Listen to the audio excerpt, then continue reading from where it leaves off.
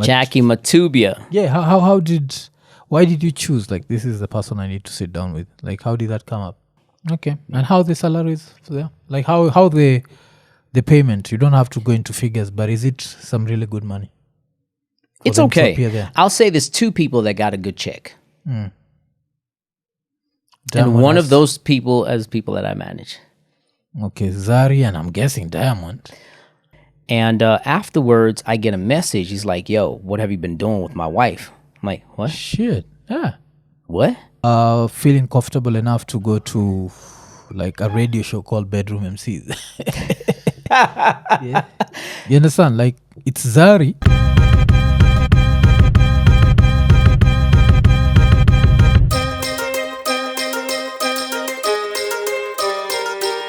Iko Nene. Episode 493. Tukisema like, subscribe, hit the notification button, tell a friend to tell a friend. And let me switch up the language because today I have it's Galston. Is it Anthony or Anthony? You got to say the whole name. It's like Galston Anthony, the best to ever do it. Yeah, so is it Anthony or Anthony? Anthony. Okay. Because the reason why I'm asking you that is I think it normally depends with where you are. Because in Kenya, we still read it as Anthony. Right. The H is silent. Right. I don't know. In South Africa, what happens? I don't know how South Africans do it, but I guess it depends of what class of South African you're speaking to. So okay. The more bougie ones would put the H there. Okay. And then the less bougie ones don't. So how do you classify yourself? As a bougie South African or? I'm definitely bougie. There's no doubt about that. But I wouldn't say bougie. I'd rather say, because I come from a different class and a very, very extremely unique class in South Africa that they almost don't exist. Okay. Right. You know how South Africa was. It had this racial segregation, and I've never had that in my life. Okay. I've never ever had that in my life. When majority of the people, which were black people, were going through all that. I had amenities through and through. Because of my family. Yeah. Okay. Because I was checking out like your history on the internet. So it says you are born in Mafikeng, South Africa. Yeah. And then you spent some time in the US. Right. So how's Mafikeng? I always hear that name and it sounds like the F word. Oh wow, yeah. Mafikeng is a town that's gone to the dirt. It's a ghost town now.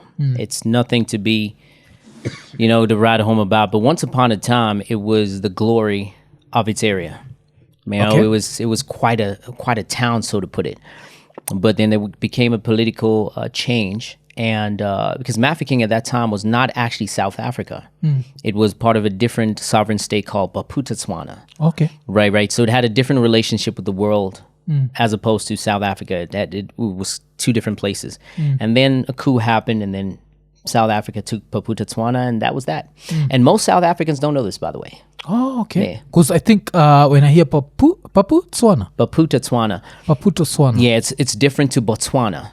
Yeah, but they border each other. Okay. And then, and Tswana is a language, yes? Yes, Tswana is a language and an ethnic group. So no, I'm not Tswana. I'm not Tswana at all. Oh, okay. So Tswana is the language, is it the national language for Botswana? Correct. Oh, okay. Yeah. Okay. And it's also the language spoken by Paputswana. But Paputswana doesn't exist anymore. Yeah, but originally. Yeah, that's correct. So the Tswana nations were in two different countries, which was Paputswana and Botswana. Now we have South Africans that are Tswanas and also Botswana, right? Oh, okay. And how old is when was Paputswana swallowed by South Africa? 96, the coup happened. 96? 96, the coup. Just a few years ago? Yeah, 30 years ago, yeah. When Mandela was still president? Yeah, while he was president. So he came in 1994. And, these actually becomes very sensitive topics because what happens if you speak about this thing, you might just get blocked in so many places. So for saying that, I'd have to limit myself in what I need to say. Yes. Because I'm not really ready to take on the world yet. Yeah. You understand? So the short story is that, there was a little clash between the government because it was a sovereign state of its own and it was running independently from South Africa, even though it needed some resources from South Africa. And to some degree, it was in cahoots with the apartheid government. So that's spite between the two black groups, and they basically took South Africa and took Paputswana made in South Africa, and that's all I'm going to say about that place. Okay, but it's interesting. I didn't know that. Because we always hear about South Africa, and when I hear the Tswana, who are the people who speak with the clicks? Those are more the ex-Xhosa people. So I think they pronounce it Xhosa. Xhosa, yeah, I have to practice that. And the Zulus as well, but the Zulus don't click as much as the ex-Xhosas. Oh, that's interesting. So, like I always assume that all South Africans can click. It's like assuming that all Kenyans can run. Yeah, no, it's only the southeastern South Africans that click, and I think all Kenyans can run because even Barack Obama was half Kenyan. Ran for president and won.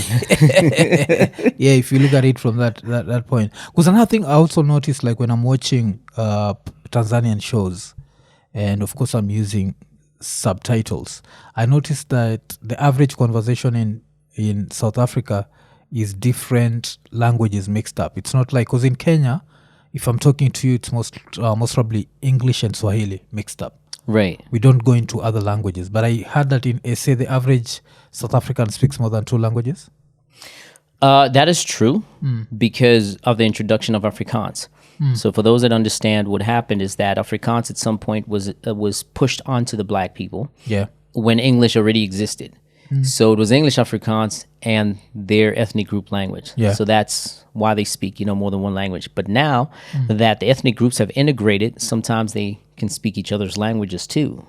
So now it's like 3 or more languages. Yeah, because I know, like when I'm watching something, I'll see speaks in Xhosa, Zulu, Tswana. They're like, damn, one person just keeps switching and switching and switching. Right. Yeah, and how's the tribalism there? Because like in Kenya, it's in most of Africa, tribalism is pretty bad.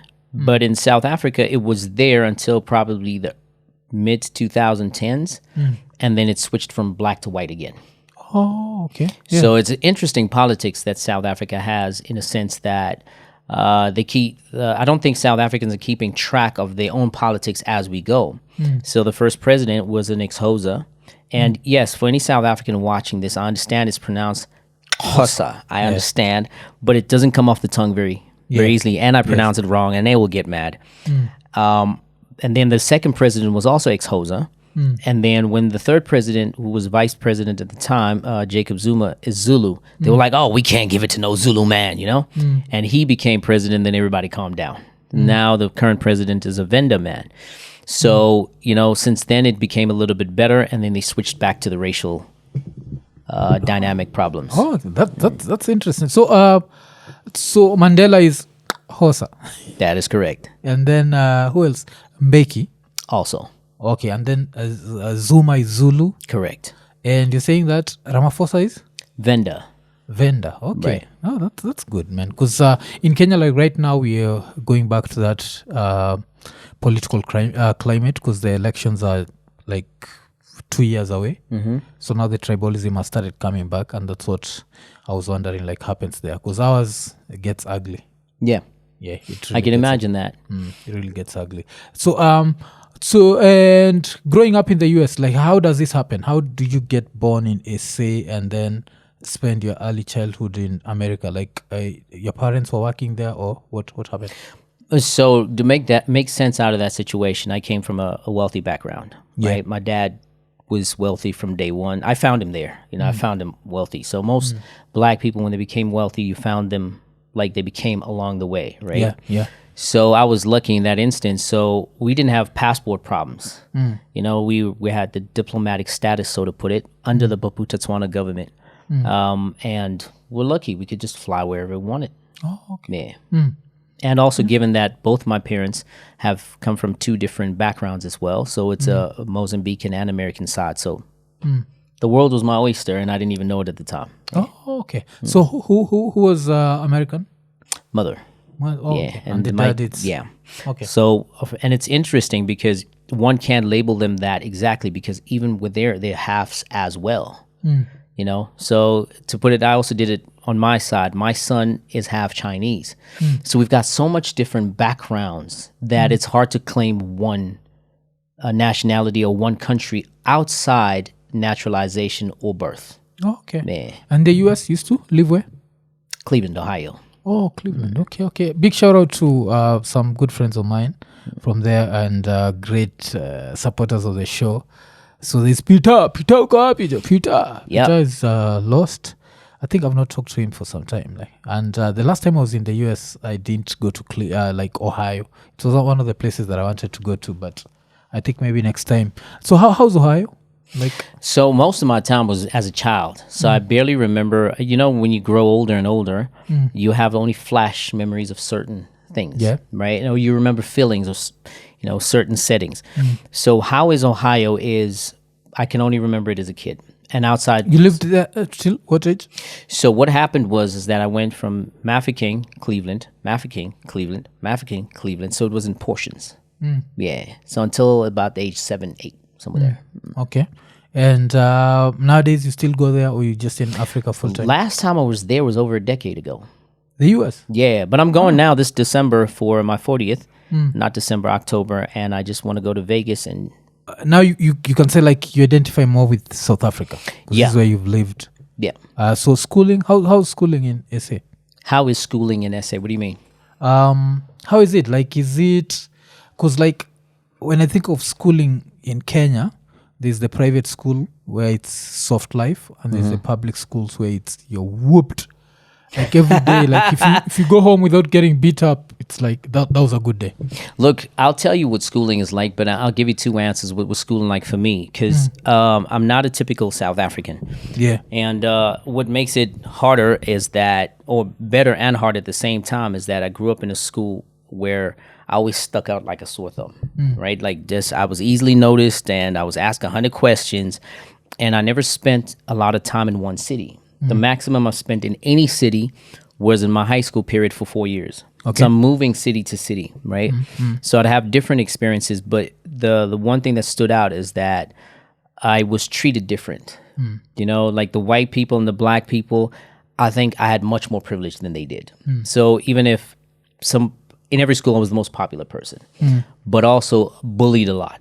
Okay. In the process. So it was quite an interesting, setting for me. However, the way I'm seeing school now versus back then is that public schools now in South Africa has diminished and has gone to trash. I'd have to call it for what it is. It's gone to trash. The education system and standard is painfully low. It's painfully low that South Africans are now being raised to be stupid. I'm going to say it again so that I didn't say it by accident. They're raised to be stupid. And that was not the case years ago. There was a brilliance. There's a 30% on certain subjects are a pass mark. Oh. I mean, they're starting to do what America's starting to do. Is you have participation trophies. And they're making... can I use cuss words here? Yeah. They're pussifying education, and that's weakening the competence of South Africans. Is weakening the level of which South Africans were known to be as high. Now they're down there. They're down in the valleys, the pits and all. But there was a time where it was up there, and I think that was in the time that I was educated. So that's a lot of public schools. And private schools is the best way to go. There is a sense of soft life, but private schools tend to groom students better, right? So they groom students better. If you go to boys' school, you'll have a better grooming in terms of being a man and whatnot. Yeah. So it really depends. But private schools is the way to go. Unfortunately, they're painfully expensive. Okay, makes sense. And then, so you went to, I'm assuming, private school? Actually, not. I went to public school, good public school. So in my time, there were good public schools. Okay. Right. And when I was in high school, I was in a small town, and private schools weren't close by. You'd have to travel a lot out of town to get it. So I went to a good public school in town. It was 70% white people, and white people there spoke a language called Afrikaans, and that language was foreign to me. So it was a completely foreign language to me. So I couldn't keep up, but I made it, and I loved it because I was the most popular guy in school anyway. But you're saying you're still bullied. So how are you popular and getting bullied? So it was interesting because I grew up a softie, right? So I was, they pushed me around. And I think grade 10, my dad built a gym in the house and, doing a couple of push-up and bench presses changed my life. I went to some boxing classes, and somebody picked a fight with me, and I was surprised that I whipped his ass. And I was like, hey, it stops here.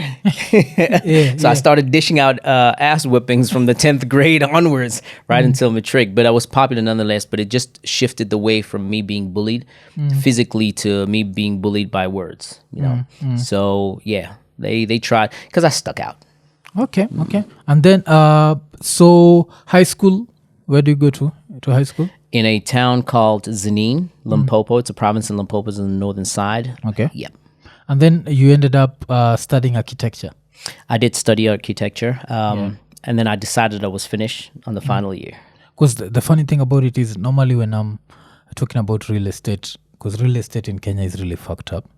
And I'm just being honest. It's really fucked up. Houses are overpriced. Gotcha. Land is overpriced. And mostly it's because it's dirty money. You see, with dirty money, gotcha. You don't care about the price. But now with SA, when I'm looking at it from the outside, it's clean money. So like I can afford an apartment in South Africa, but I can't afford one in Kenya. Understand? Does that make sense? Like it makes complete sense. Yeah. So our market is really messed up. But then another thing about SA is the houses are beautiful, man. Like the architecture. And I think I learned something like the Dutch are some of the best architects in Europe. And then you have that, I don't know if it's that Africana influence that has also happened in SA, where both white and black architects are really good at their jobs.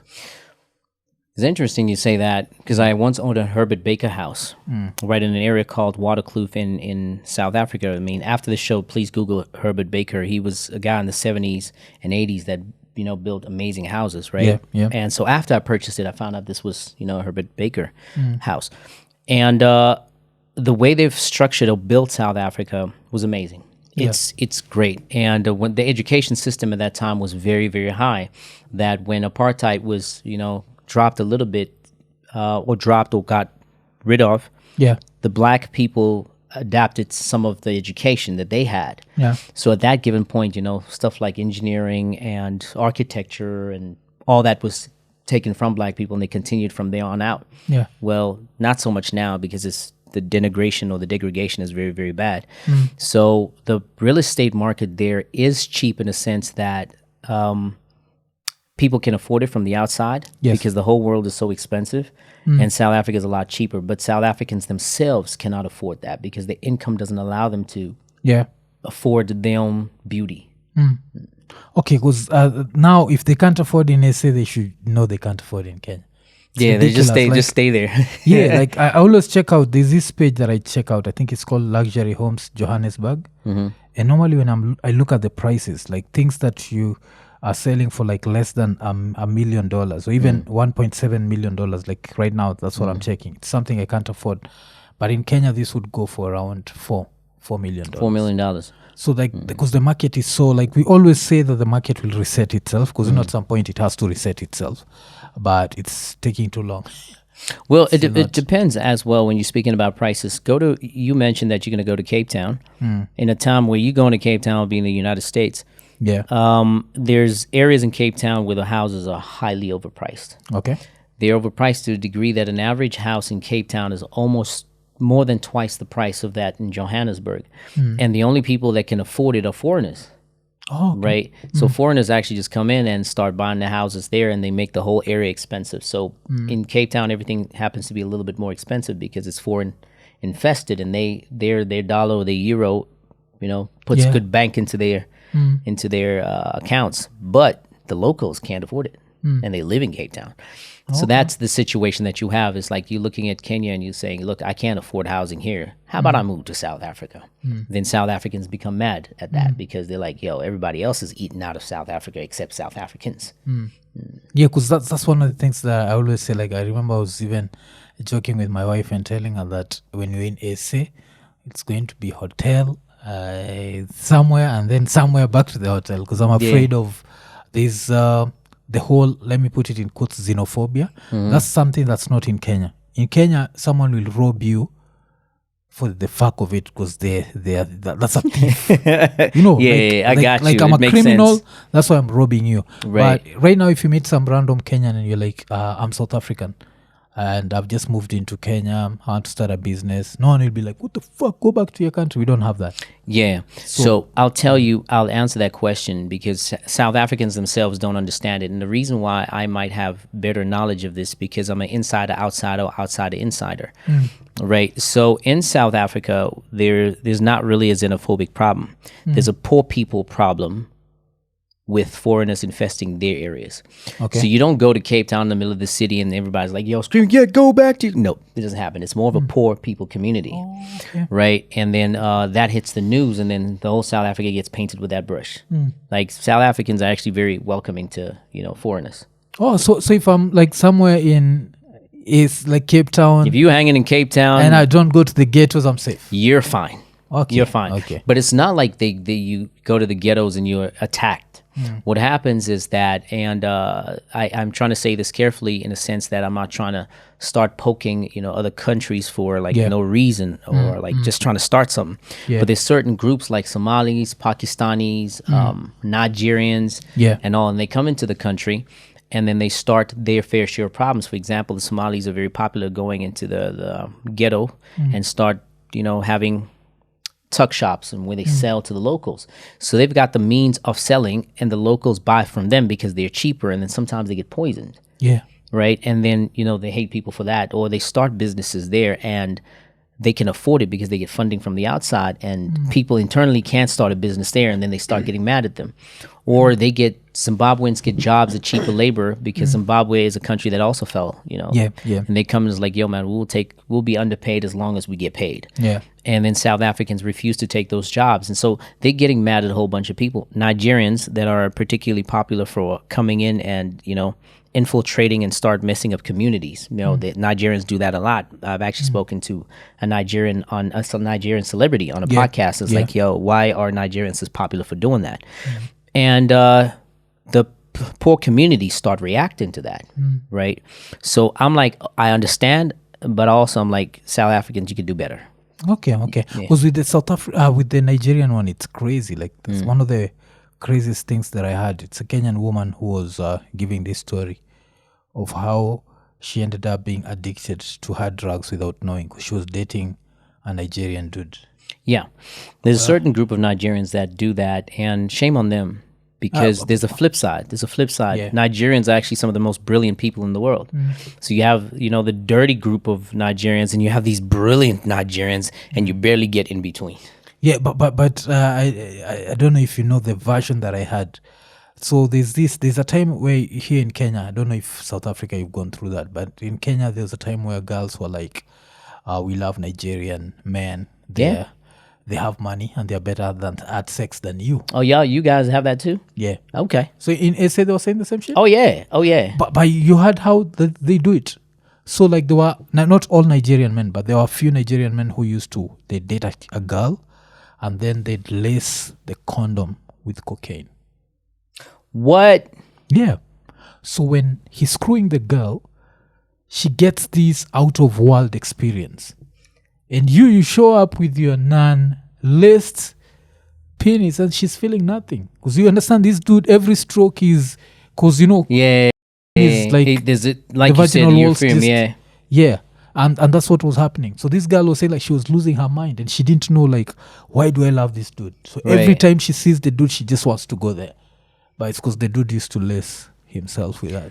I've never heard those kind of stories before, but what I do know is that a certain group of Nigerians, if you're mad at me about it, so be it. I'm okay with that. I do know there's brilliant Nigerians, and I've been to Nigeria a couple of times. Speak to brilliant Nigerians, so that's my disclaimer. But for those that want to be mad, go ahead. I'll speak. You're not saying all Nigerians. Yeah, the same course. way there's a lot of Kenyans who, like, if you're trying to buy land here, I'll be like, dude, are you sure? Yeah. Like even like I've talked about Kelis. Because Kelis nowadays lives in Kenya. You know her? Yeah, of course. Yeah. My milkshake brings all the boys in the yard. And where are you? I'm going to put you on my podcast. I always joke and I'm like, how long till she's fighting for this land in the courtroom? That's how much Kenyans are dishonest. Right. So there's the level of fuckery. So we have like, Kenyans are known to be dishonest? Like that? Yeah, like Kenyans, especially when it comes to land, you have to be careful, man. Like, shit. Land, houses. like I actually want to see if I can actually afford a house in SA, because you just told me that I won't get whooped in the streets. No. I'd think about buying there than here, because here they'll steal your money. You'll end up in a court process that goes for like 20, 30 years. Right. And it's just bullshit. Like, we are so dishonest when it comes to real estate that it's sad. Someone will sell you a house, so you buy your apartment. You find out that the guy who sold you the apartment didn't pay off the bank. So now the bank has come for its house. And the courts don't want to, they don't care that you paid for the house. They're like, since the bank owns it, you need to fuck off, you see. Right. So you have all that. So this is just to show Nigerians that this is not a Nigerian problem. It's different societies have their own version. It's just that Kenyans will mostly mess you up here in Kenya. They won't come to your country to mess you up.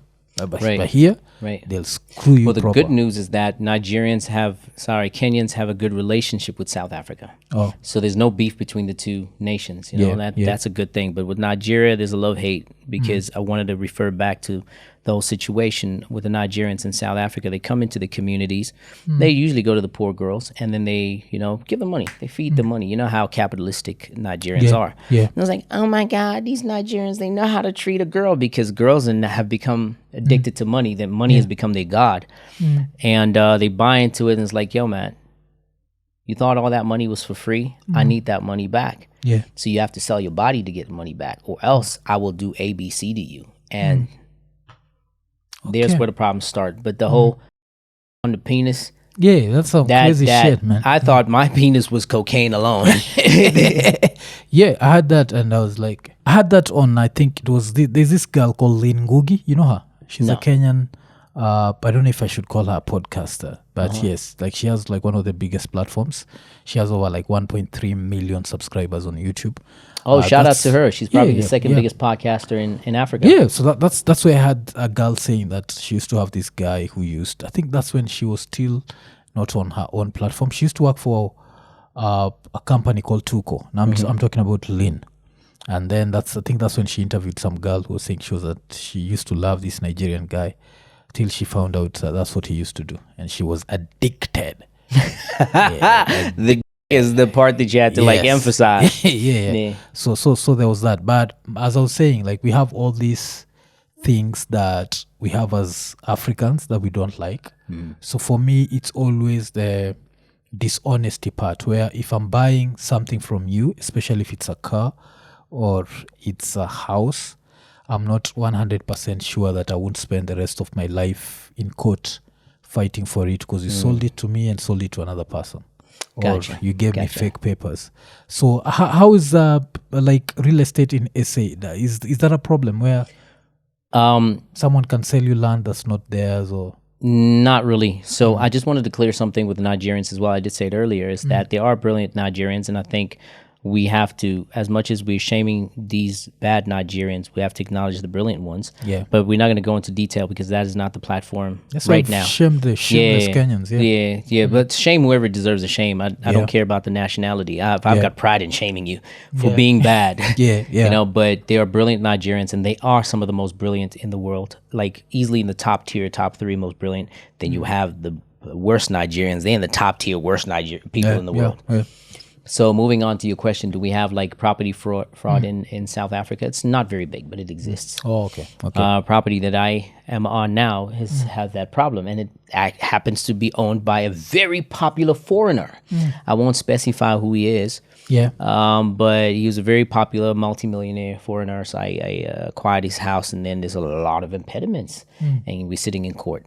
However, that is a unique experience. It doesn't really happen in South Africa. When you're buying a house, it's going through the legal channels in the right way. Yeah. Okay. Because damn, that's one of the things, like, I always look at like, especially apartments. And I'm like, an apartment that would cost around 7.5 million shillings. I think that's 1 million rand. I think to me is when I see like a 1 million rand apartment in South Africa, if I look at the same shit here in Kenya, we're talking about at least 3 million. Right. Yeah. So that's most part of the world. Overpriced. It's overpriced. South Africa, I'll give it its thing, is that, you get well-priced houses. Again, South Africans would say, but you're speaking from privilege. Yes, I am speaking from privilege. Yeah. However, outside that privilege, South African property is well-priced. Yeah. So, and you don't really get those problems, with fraud, with property fraud. It's not common. Okay, okay. And then another thing that maybe I also love about South Africans and Nigerians is the pride. I feel like there's a certain level of pride where if I'm out there and I meet a Nigerian, I'll know that's a Nigerian. If I meet a South African, I'll know that's a South African.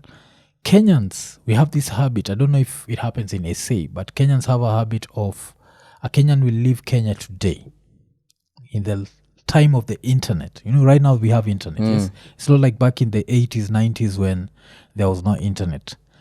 This guy will live today singing Swahili songs. 2 months from now, you call him and he's forgotten Swahili. I'm like, fuck you, man. Like, no, don't do that. Yeah. So we have that. I don't know if it is I think it depends. Because you say South Africans have a certain type of pride. I think you're seeing that from a lens of Kenyan, right? Yeah. So I don't know how else better to put it, but it's like the hierarchy of blacks, right? It's like South Africans are seen to be the highest blacks because, the country is a lot richer. So therefore, and also with xenophobia, it shows there's a sense of pride and blah, blah, blah. But I feel like South Africans don't have enough pride. Okay. And they should have more. But I say that to get to your answer is that there are certain groups of South Africans when they leave, they leave a certain South Africanness behind. Okay. But there's a group that don't, and that's mostly amongst the Zulus. The Zulus are the most patriotic ethnic group in South Africa. Okay. The Afrikaners are the most patriotic South Africans, period. Right? The whites. The white Afrikaners specifically. Yeah, okay. South Africans have never seen it the way I'm explaining it now. They're definitely the most patriotic Afrikaners. As much as they can be full of nonsense sometimes, but they're most patriotic. They love the country much. But Zulus are the most patriotic ethnic group. Okay. Right? So everybody's got to be Zulu. You got to do their rules. And I have to deal with issues with Zulu people because, when you're on their land, is their rules and whatnot. Yeah. Love the Zulu people because of that sense of pride. But the rest of South Africa don't quite have that. They're ready to let go of everything if they move out of the countries, except these two groups. And I'm generalizing. Okay, that's interesting because Kenya, you'll have that. Like, someone lives, because back in the 80s and 90s, I understand. Like, you left Kenya, you went to America, there's no internet, there's no one speaking Swahili. The only radio stations that used to reach America, there was Capital FM, and Capital FM was strictly English. So with that, of course, you can turn around and say, I don't understand the language. I don't. Right. But right now, you'll find someone lives in 2024. Bien is the biggest artist right now in Kenya.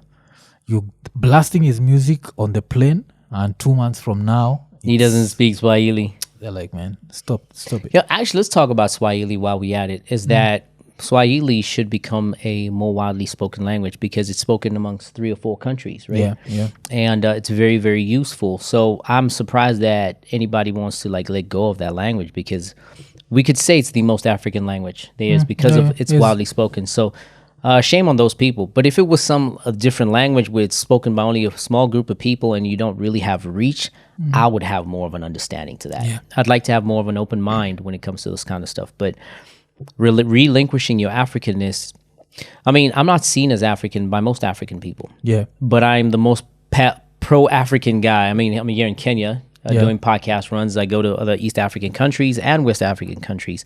But I feel like being African is a privilege. I think there's never been a better time. Well, in my life, it was always great being an African. It's always been great being black. But I think right now it's a very special time to be African. And you know what? Okay. Do it. Yeah. So how did you switch from architecture to... So did you design a few houses or you just fuck it, I'm not doing anything? The second part. However, let me just let me give you an idea. So my dad is an electromechanical engineer. So he got his first his master's in Portugal and his degree in Portugal and his master's in the United States. And he wanted his son to be an engineer. So he was one of that strict look, no child of mine is going to be whatever they want to be. They will listen to what I say. He was that kind of dad. That was the African side of him, right? Yeah. And the easiest one to take was architecture. So I did that. At that time, he was starting his real estate empire. And this was in the early 2090s. And he was starting his real estate empire. So I did that. And the moment I said, Dad, I don't want to do this anymore, right? Because I didn't get to a place where I graduated, but I could have graduated, but I was just stubborn. And he's like, okay, come over, come work for me. And built that. Design this, watch that architect. So he realized that I'm actually more brilliant than the draftsman that he hired. He's like, why don't you continue this? I'm like, because I don't want to. You forced me into it, right? He says, okay, go study and go get your degree. I went to do law. 2 years later, dropped out. So I've studied actually a lot of things, and I did a lot of dropping out. So I'm a pro at dropping out. And then I decided to use some of my credits to be a PhD candidate in neurosocial psychology. Oh, yeah. damn. I haven't started it. So when I do, because, you know, the education system and the whole thing is making it difficult to actually, you know, get that PhD in general is difficult to get to. So as soon as that starts, maybe from that point, 3-4 years later, you'll be calling me Dr. Anthony. Okay, so how do you find yourself in media and talent? So it was my rebellion stage. So what happened was like, you know, Dad, I'm going to do music. And I knew nothing about music, got to find some beats, started that. And because I'm such a dedicated person, I started, you know, doing that while trying to do business, while trying to study this. And so that's how I got in. And then it seemed that the idea of being acknowledged in the media space, in terms of being a rapper, in terms of being, you know, filming, it felt good. So I continued, and I found myself here long enough to build a career out of it. Okay. Okay. So, and then talent management, eh? So talent management, who's the first talent that you managed? Sheesh, I don't even know.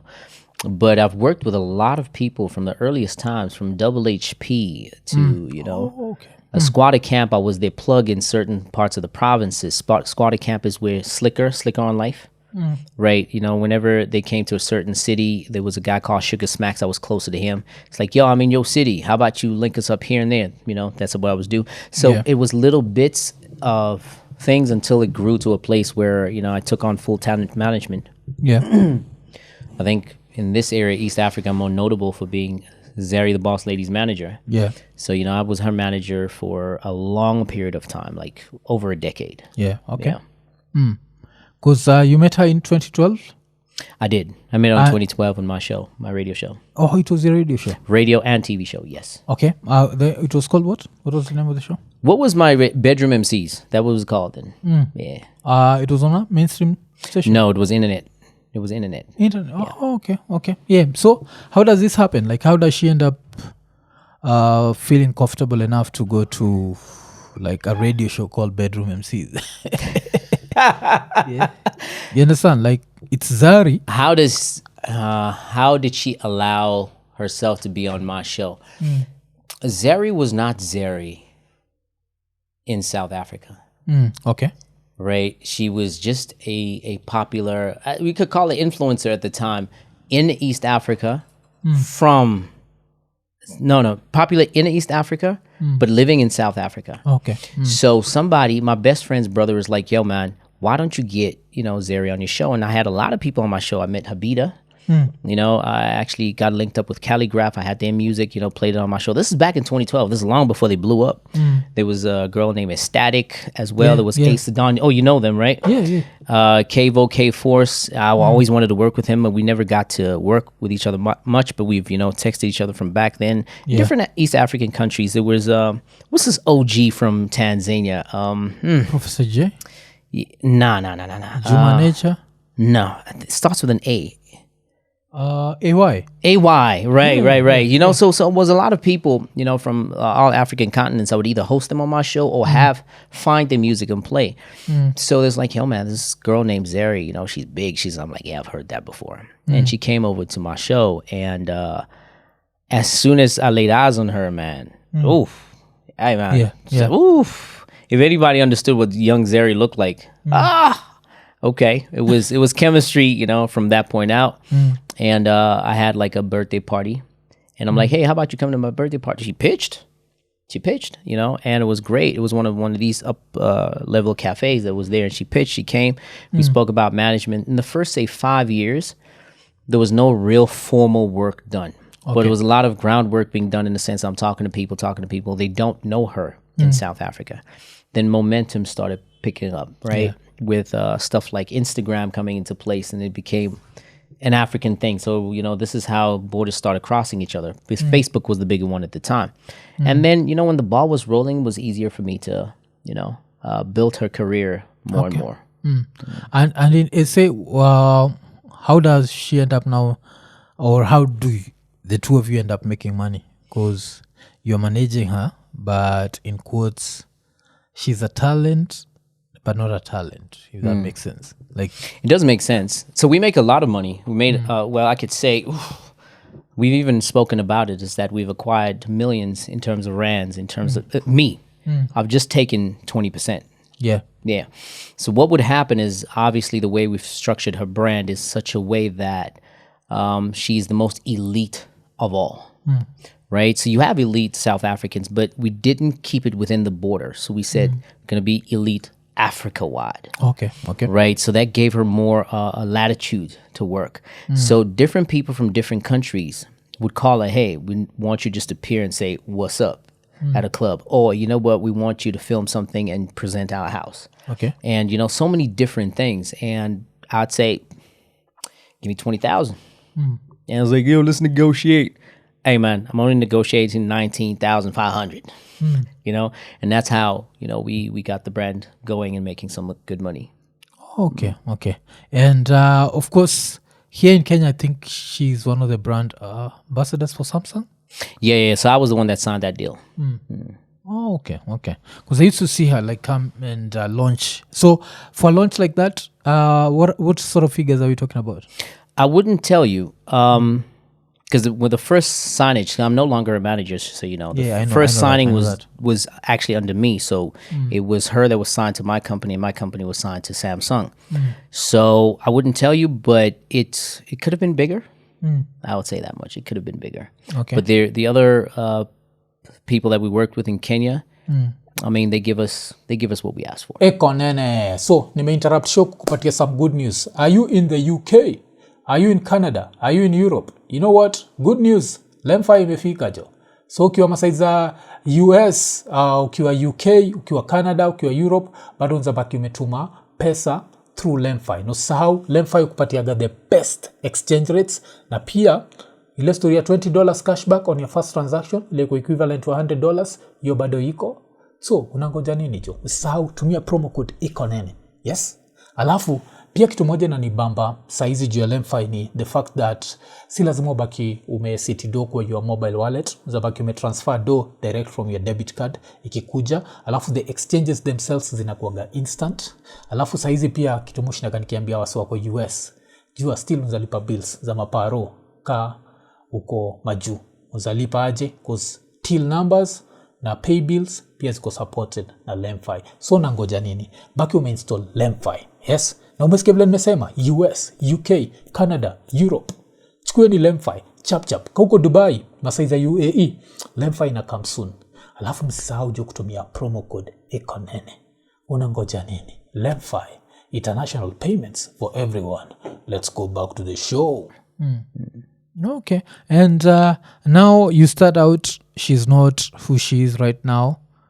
At some point, is there conflict? Because, when the talent is not at the level that they are supposed to be, they are humble. But then with time, the talent has to change because you have to become the character that you're selling. Yeah. So my relationship with her has been amazing through and through.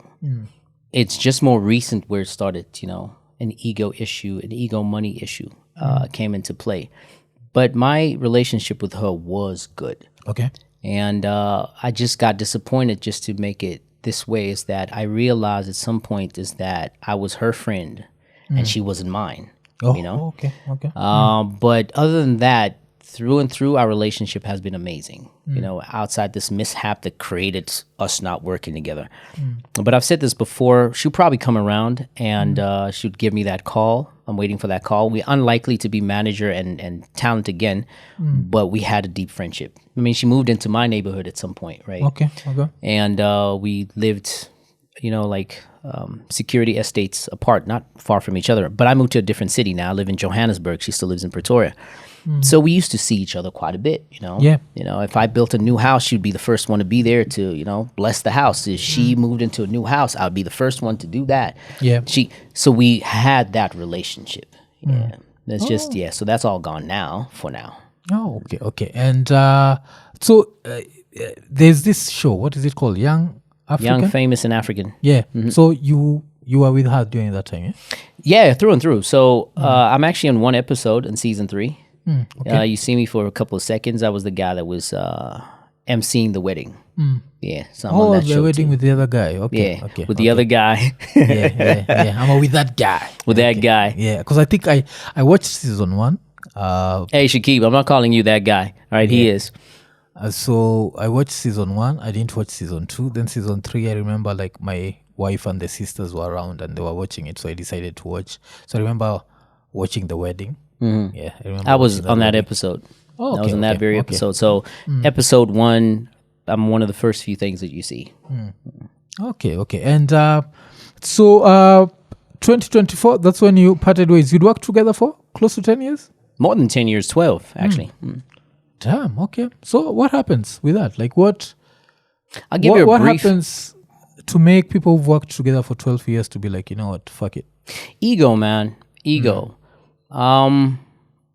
I've said this before. I do not believe that I don't have my fair share of ego, because I might not see it as ego, but they might, and this misunderstanding, which is very, very trivial, could have, been overcome. And it also connected to a financial situation. But there was a moment in a room, we're in Namibia. I won't give, too much details, where she said some things that was hard for me to swallow. Okay. And I was like, come on, girl. I can't believe you said that. You said some things that hit different. I'm going to have to step back. Oh, is it those ones of, you wouldn't be shit without me? Something towards that level. And I was like, it actually sounds more like the other way around. And it's not even a thing that I made her know. Of course not. She was doing amazing. But having me in the picture cleaned up in certain ways that it wouldn't be, if I weren't there. And I think that's self-evident. Yeah. That's more self-evident. But, getting to a place where you've been acknowledged is like, hey, you did this for me. Thank you. And you say those words, it hit. Yeah, I understand. And I can understand when people are mad, they say things they should not be saying. That's okay. I'm ready to take an apology. I'm excited to wait for an apology. But pride and shame are so related. Yeah. So I don't think I'm going to get it anytime soon. But there's an invitation to say, girl, give me a call, man. Let's stop this nonsense. Give me a call. Let's figure this out. Okay. Yeah. And how scripted is Young, Famous, and African? Do you want them to be mad at me? They'll still watch. My wife will still watch. I don't think that, because I think with reality shows, everyone assumes they're scripted, but to a certain level. I think fans are stupid because I'm not even mad at the production companies. I think fans are stupid because reality is never as reality as they make it. They do a setting and they hope for the best from there on out. Once we say cut, this is not Young, Famous, and African that I'm talking about. I'm talking about a lot of reality shows. Yeah. I think I have my fair share of beef with reality shows, even though, an artist of mine that was under me was there, is that we say cut and they're friends. And then the moment they say action, they're mad at each other. And then when they go home, they gossip about each other. It's like they're living 3 personalities at once. So reality shows turn people into schizophrenic people. So how scripted they are, of course, every reality show on earth has a design and a setting, and they create an environment for that to happen. But the reality stars become actors with their own mind at that moment. So it's scripted, but unscripted. Yes. So the problem of the fans, I mean, for those that like reality shows, I tend to have less respect for you. Yeah, because I remember what else happened on that show? There are a few things. The Two-Face Idibia situation used to be a little bit I don't know how to put it. Can I tell you that I've not watched the show? Oh, okay. Yeah, I've not. So you're gonna I could tell you the people that were there, but I've never watched it. The only time I watched it was to see, myself on the episode. To only find out I was only on a couple of shots, and I sat there the whole goddamn day to have 15 seconds on screen. Other than that, I don't think I've watched an episode except the premiere season 1, episode 1, and there's nothing to do with the show. I'm not interested in watching it because it's reality, and I don't watch TV in general.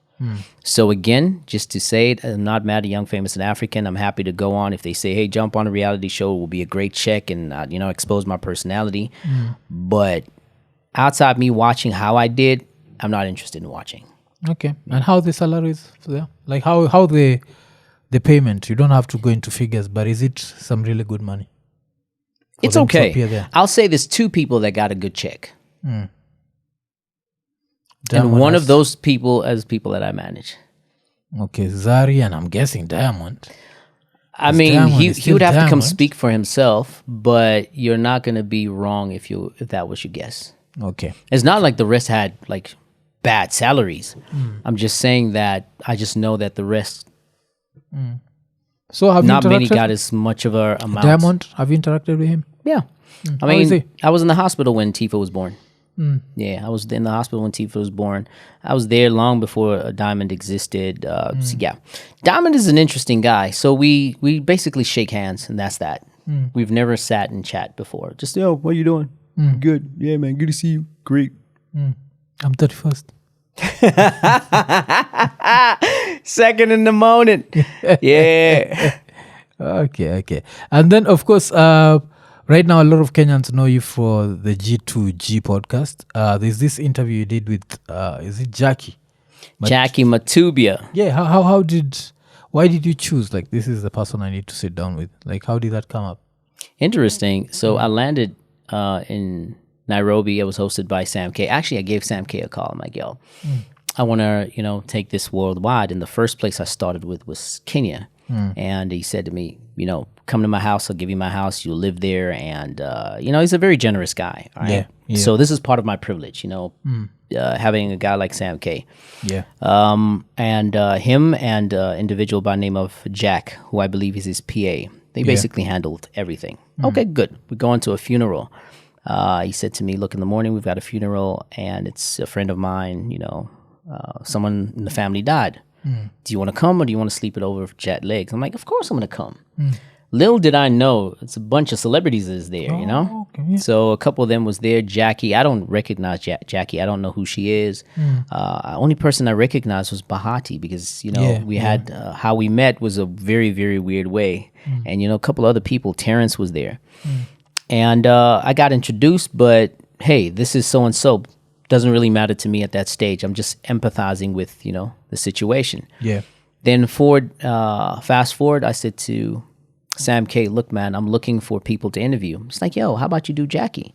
So I'm like, all right, who is she? No, she's an actor, an influencer, and she got a show. I did some research. I was, okay, this is good. I like this profile. Sit down with her, and we had that conversation, and it happened. That conversation ended up being magical. And she made it easy for me because, she talks a lot, She talks a lot, and that's how it happened, and that's how our relationship is. So you saw the reaction, the way Kenyans... I was surprised. I was surprised. I think they were more reacting to her than to me. I can't give myself that credit, but I'm happy to have been a part of it or the person that instigated it. Okay. And of course, I'm also seeing you've did an interview with MT. MT, yeah. He's a long-time friend, yeah. Oh, I always read his name as MT. There was this really big song from him a few years back. What was it called? I think I used to hear it like on all South African reels. He had a major hit, yes? Jeez, I don't even listen to music like that. It's crazy that I'm in the industry, but I don't watch the TV or I don't listen to the music. But yeah, MT is massive. Yeah. Does it roll up? Let me try and see what that song was called. And it was huge. I remember like at some point, I'd just know a South African because I'd go there and the first thing that I'd see was just that song playing. Word? Yeah. I don't remember. Well, MT has beef with me now, and you're hearing this for the very first time. Why? Like, nobody knows about this beef. I think is a segue to not talk about him. This is a very interesting beef. It came out of nowhere. It came to my podcast. Podcast did amazing, right? Yeah. And in the process, I was talking to his wife to get him, onto my podcast because he's terrible. There's certain artists, actually most artists, you can't get hold of them. It's not that easy. But MT called me to jump on my show, right? Yeah. And afterwards, I get a message. He's like, "Yo, what have you been doing with my wife?" I'm like, "What? Shit. Yeah. What?" And he made insinuations that it went too far with his wife. I'm like, "Bruh, I've not even met her.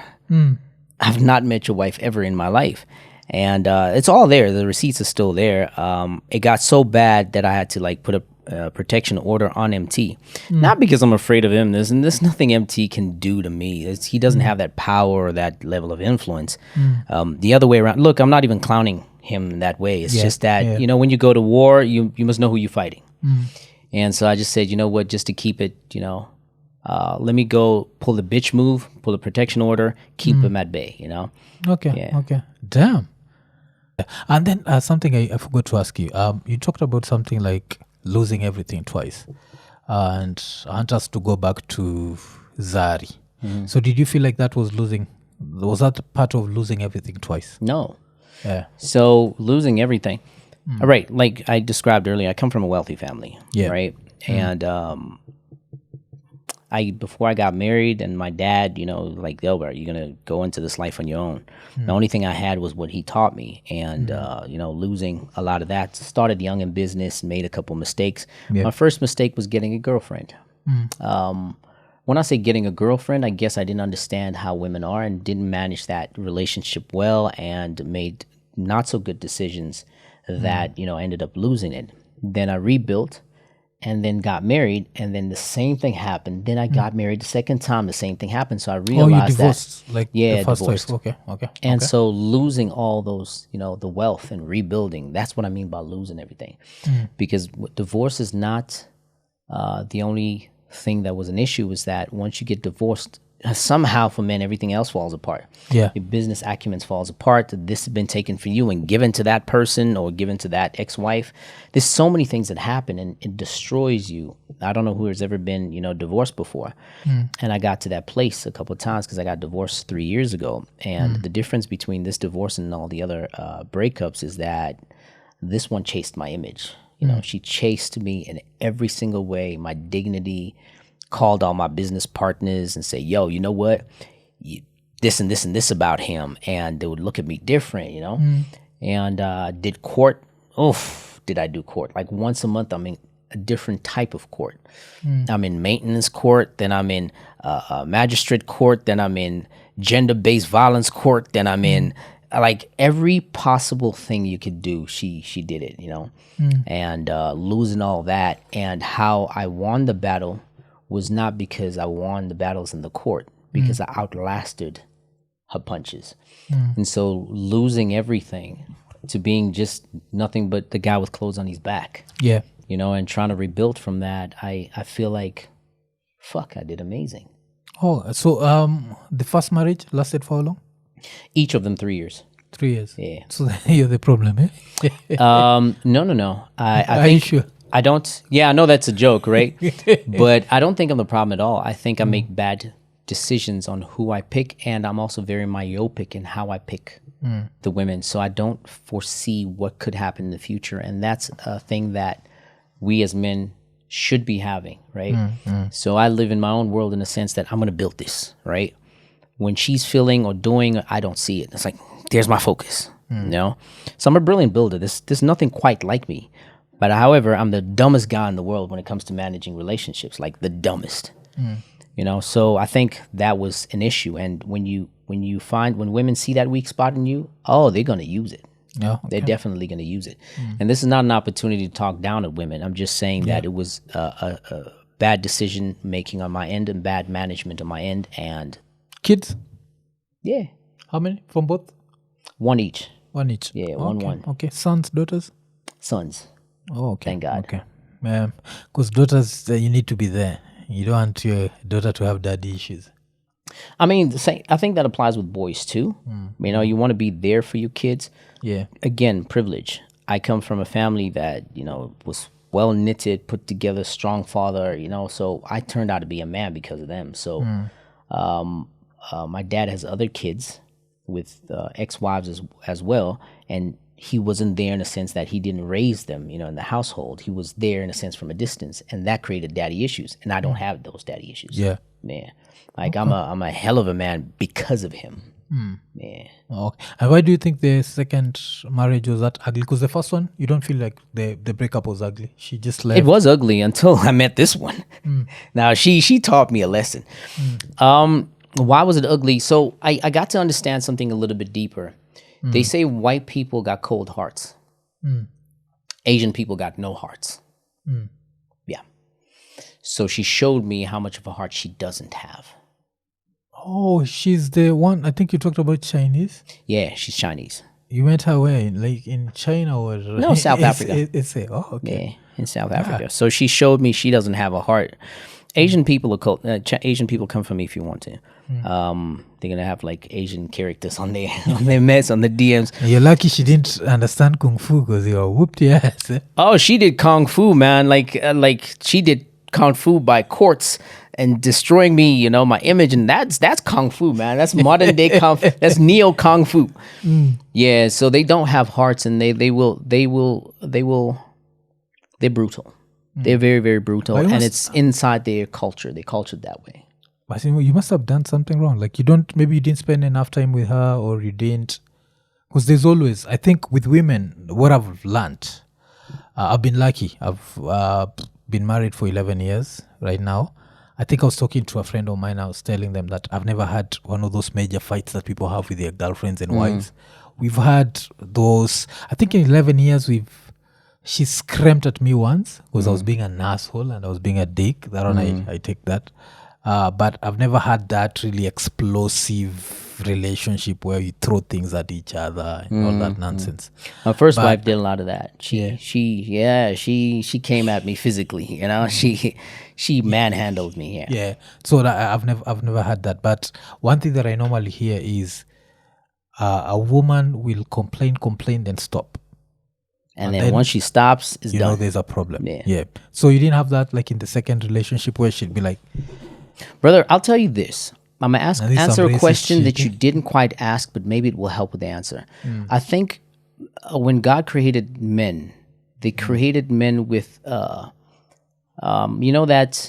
thing in a car when the tire's flat and it says your tire's flat. What's that thing called? A sensor. Yeah. Right? So you'll be able to sense certain things. I think God left that out. You left that out on me. So I couldn't sense certain things because my head I'm going this way. Focused, yeah. So where I said I was choosing not well is that I chose somebody I loved, and that was not supposed to be the way I'm supposed to choose. I'm supposed to choose someone that would have been perfect for my journey. Yeah, okay. Right? So this is why I say that I did bad choosing. So maybe the individual may have been successful with someone else, but not with me, because I'm built in such a way that they wouldn't be able to understand. Okay. And so because they don't understand me, everything I will do is wrong. Because with a woman, you have to cater to their emotions. You have to speak their language. If you don't speak a woman's language, you will create a lot of anger. Yeah. Right? So I guess I didn't speak that language or understand it when they were speaking it. I was like, hey, there's the destination. Let's go there. And I'm telling the wrong person. Yeah, okay. Yeah, makes sense. And so now you want to give it a third try? Or? Oh, absolutely. Yeah. Oh, shit. Absolutely. Because I was joking. So in South Africa, you don't lose half your shit. Because if you're losing half your shit... I lost more than half my shit. I lost everything. And then you're still trying it again. Yeah, because it has nothing to do with them. It's my stupidity. I just need to make sure that I don't, make the stupid mistake again. I have to choose a woman that understands that the kind of man I am is a certain type of knit. Like I'm threaded differently. Yeah. So she must be able to identify that. And then we're good to go. Look at my mom. Look at my dad. Like, I just can't see how my dad would have been the great man I'm explaining him to be without that woman I call my mom. But when we look at his previous marriages, they destroyed him. Do you understand? So it was him choosing right this time. You understand? He has the responsibility to choose right. And that's what I need to do. I need to have the responsibility to choose correctly and not necessarily blame the woman. Yes, throughout the podcast, I was talking about what they did, but I don't blame them. I think they did what they did at their own interest. And every human being does things for their own interest. I mean, I'm going to this destination for my interest and that of my kids and, what else. Yeah. But I need to make better decisions. Okay. Maybe I'll make that decision in Kenya. Okay, but how's divorce law in South Africa? Like, is it, because I always look at the American situation, because I'll compare it with Kenya. In Kenya, if I separate with my wife and we live in a house, most probably the stronger partner gets the house in the meantime as you go and fight it in court. So the guy keeps it. But in America, I normally see where if such a situation happens, the guy has to move out. Yeah. And in SA, what happens? Let's say we have a house, we bought a house, and we separate. Who's staying in the house and who's living? Brother, it's tricky because I got divorced twice, and in both times laws were being amended.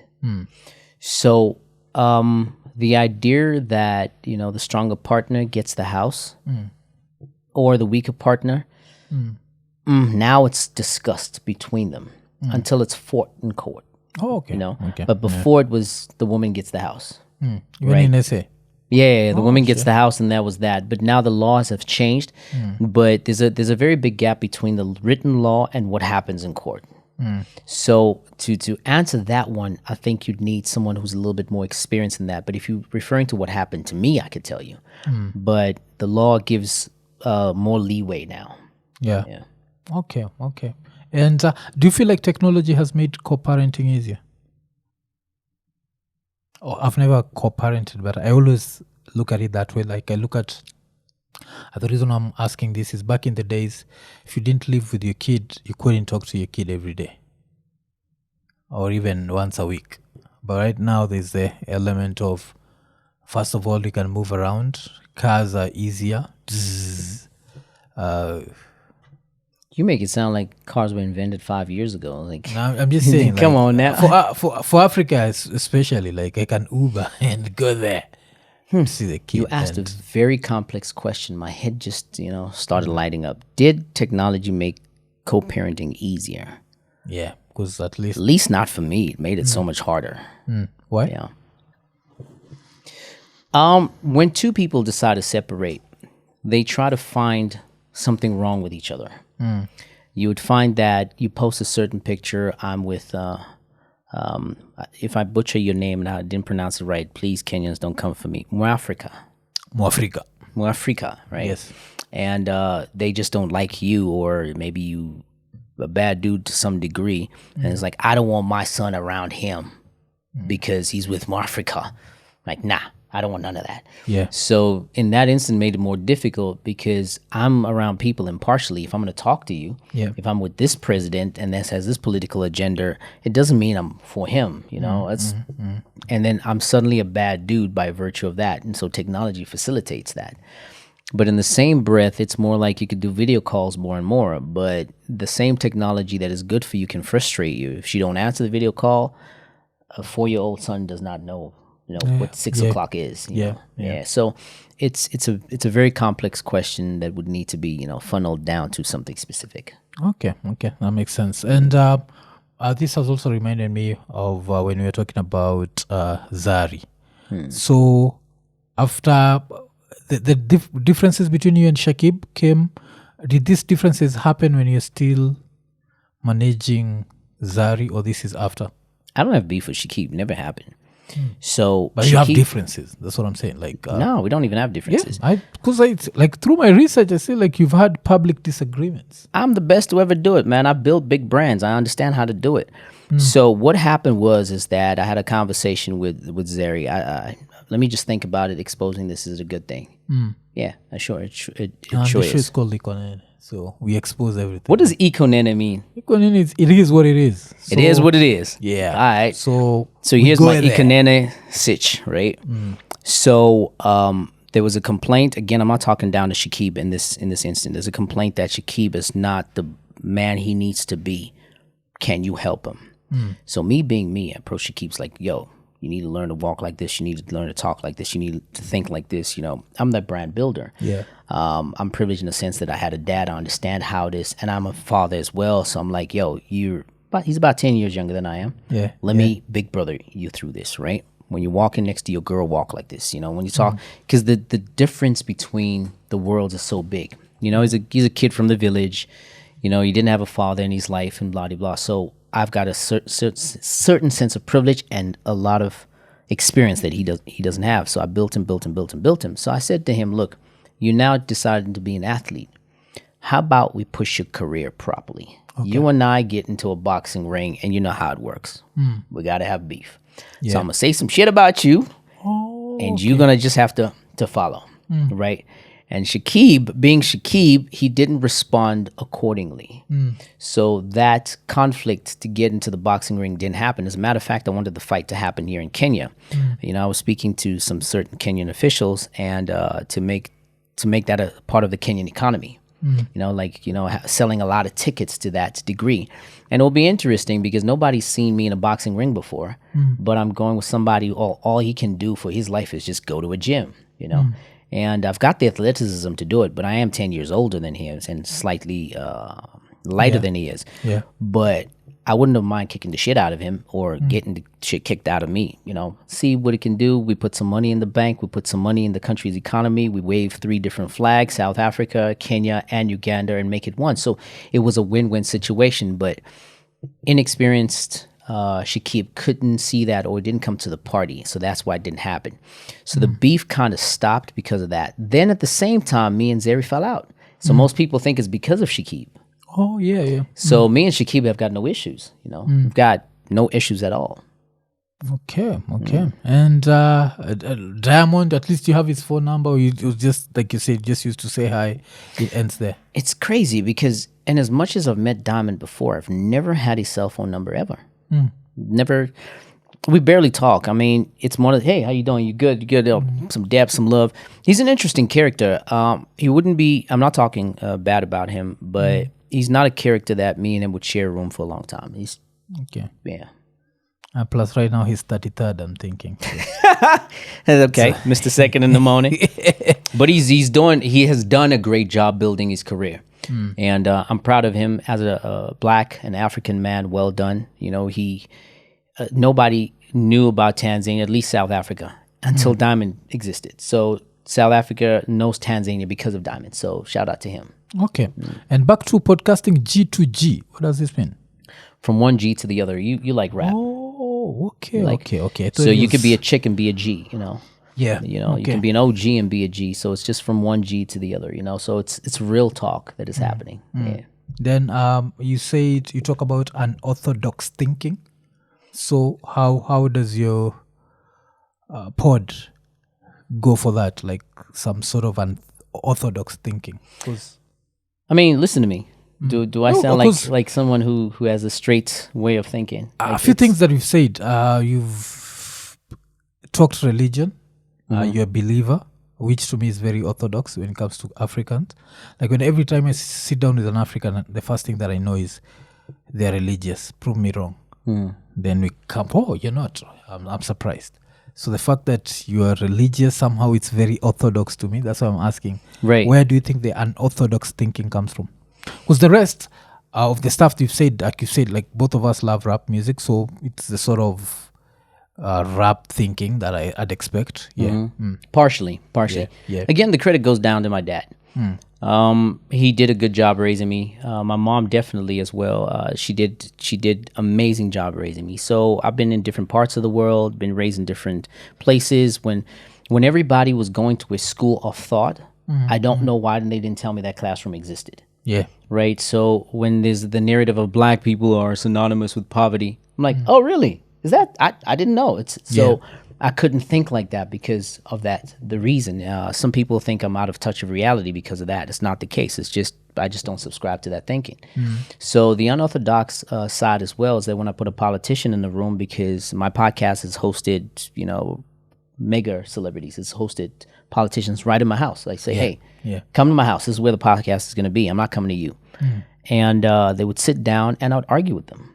You know, I'd sit with a billionaire and I'd argue with them. And they don't expect it because, I mean, if you sitting next to the president, you must be like, Mr. President, you know, just in case you get a job, I don't give a damn if the president gives me a job or not. And fortunately for me, these are people that are phone calls away, you know, they're on my phone. So I can challenge them in that way. And that's my thinking, because before these guys, even though they're a lot older than I am, before they became somebody, I lived in a life where my dad showed me what being somebody means.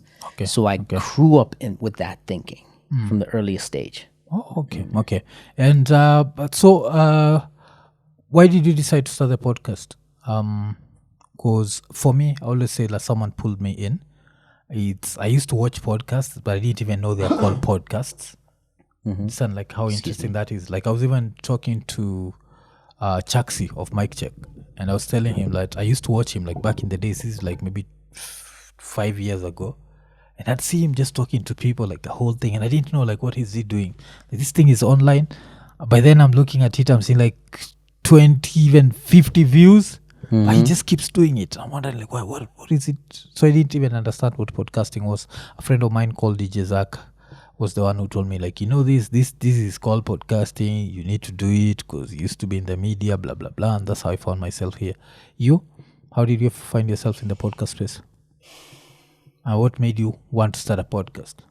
I'm the greatest failure of all time, right? Nobody has been rejected more than me ever. I did tell you about being bullied and not being fully South African. So what happens is that in South Africa, it's like I'd go to a radio station, I'd go to a TV station. I rapped, I did film, I did radio, but I was never on the biggest platforms. Yeah. You know, so I was never really known because those platforms didn't give me opportunities. So I created those opportunities. And some of them made me some good profit. Like my filming side made me make some good profit. Yeah. My music side, as brilliant as I was, and I'm not just saying it, go check. You know, at the time, Calligraph would tell you that I had bars, you know. I never really got big. So I always wanted to express myself, but I never really did it. 2018 is when I thought about the podcast space before it was even called a podcast, right? Because a couple of years ago from there, when I met Zari, I had my own internet radio show, Bedroom MCs. And I was going through a divorce, so I didn't start it, and I procrastinated. I got married like 2 years later, and then I got divorced again, and I kept procrastinated. And I'm like, you know what? Being misunderstood is because I'm not in an environment where it's controlled.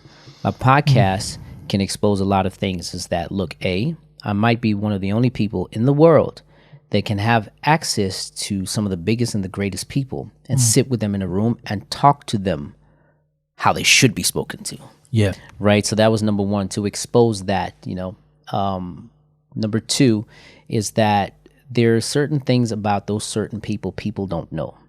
So because I've had relationships to at least some of them, I would expose it and say, hey, man, as much as you may like or not like this person is a human being. So you'd see that touch in my podcast. We'll go through the journey of stuff.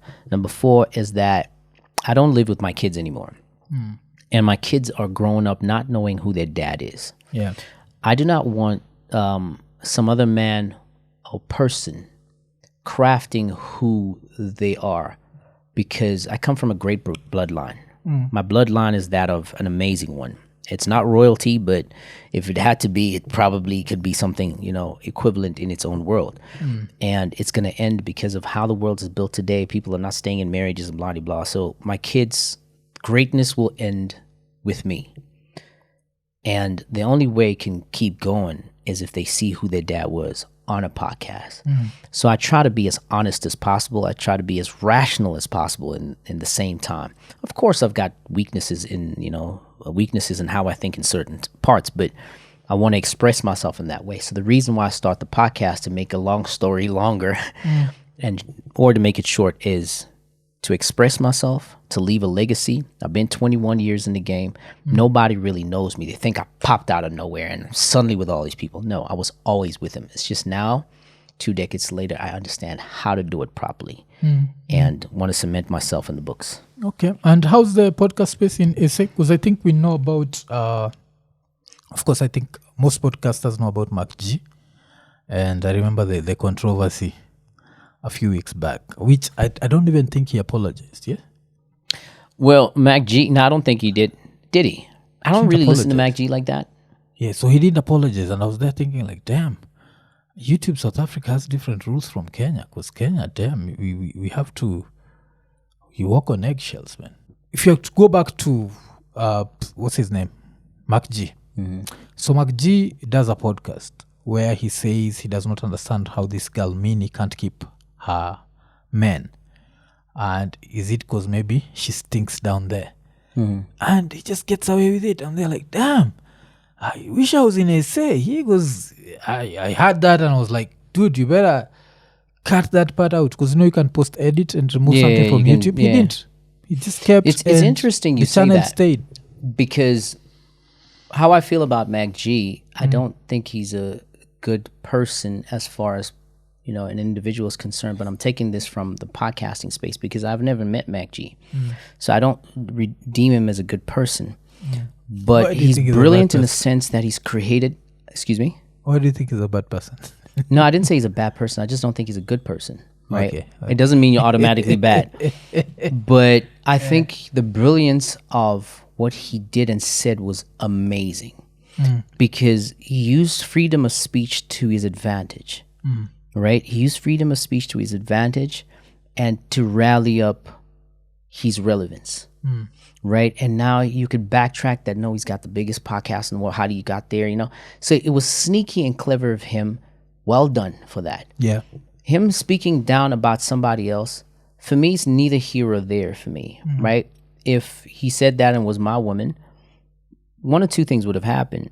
I would have punched him in the face, but I'd say, yeah, you can say whatever you want. But understand there's going to be a consequence. But if you want to go say it again, go ahead.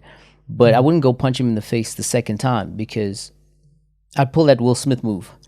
But I wouldn't go do it again, because it's a freedom of speech. And I want people to exercise it. Do I think what he said is utter disrespect? Yes. I think what he said was nasty, disrespectful.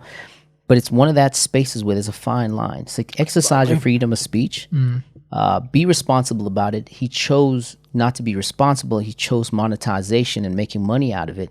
And straight after that, you got certain endorsements in certain ways. Yeah. That was a win for him. Yeah. I thought he got cancelled. He got endorsements after that.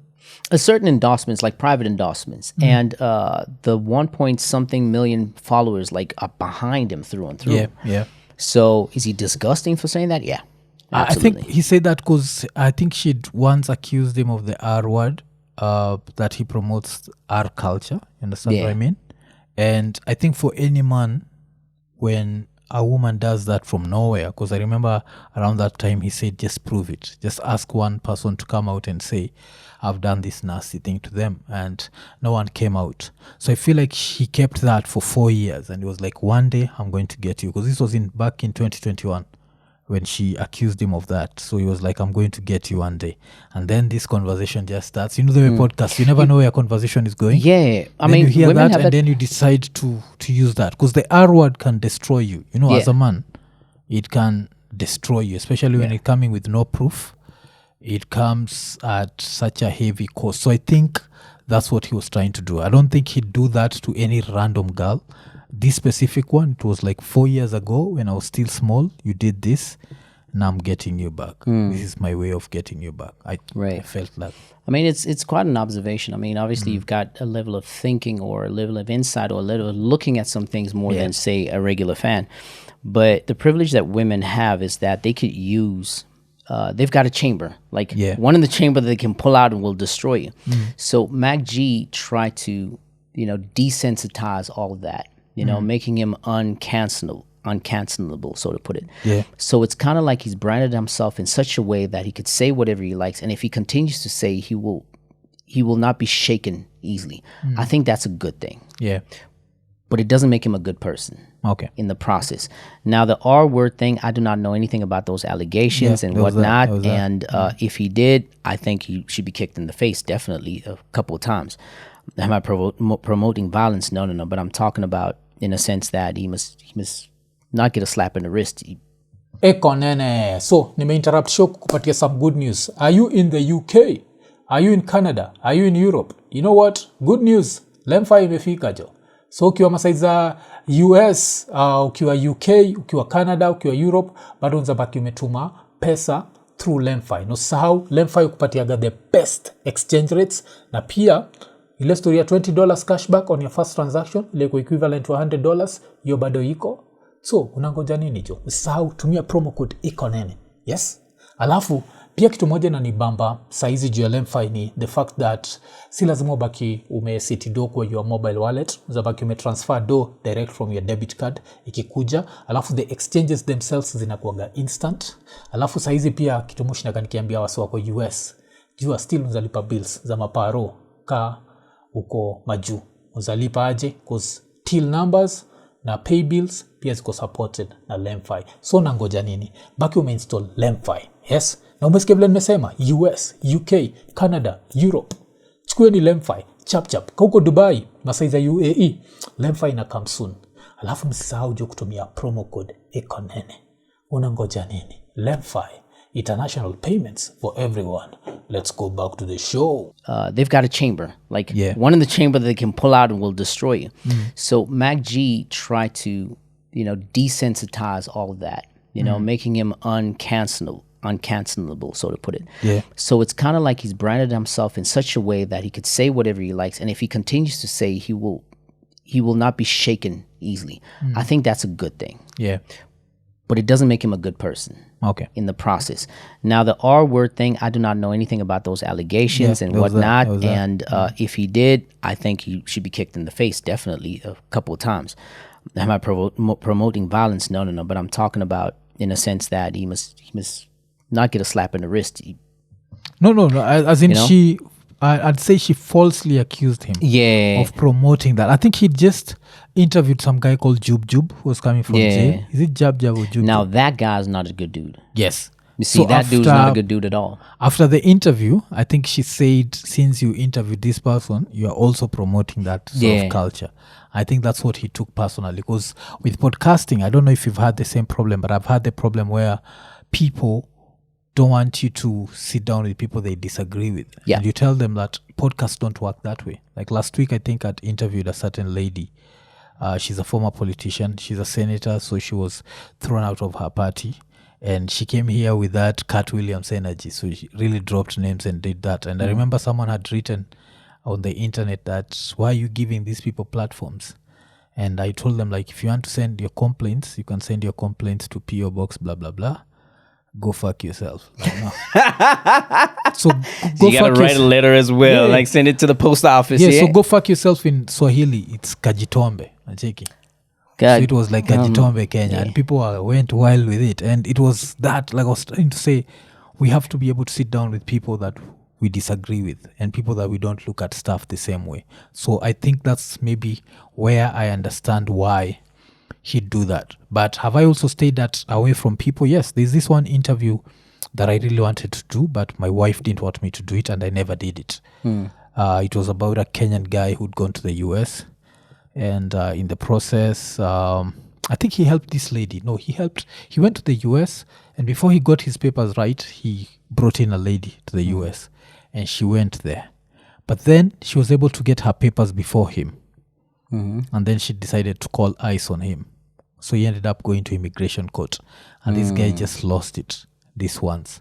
Because I think she had him by the nuts that they used to live together, and she'd just wake up and tell him, well, today I'll call ICE. Right. So she'd use this threat. And there's this once where apparently he got angry.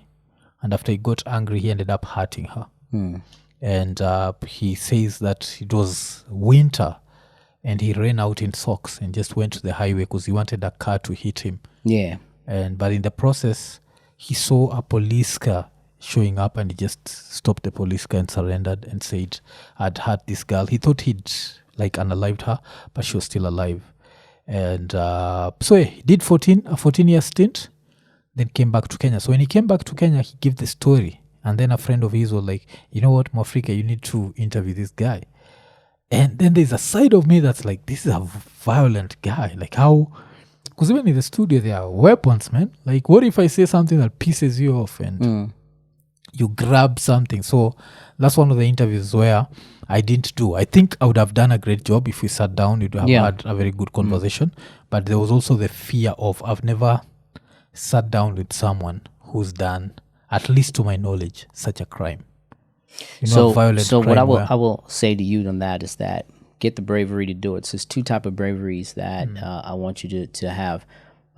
Is the bravery to look death in the face and say, let's do this. Number two is that you need to be a man that has a reputation for having no reputation except the reputation of you being you.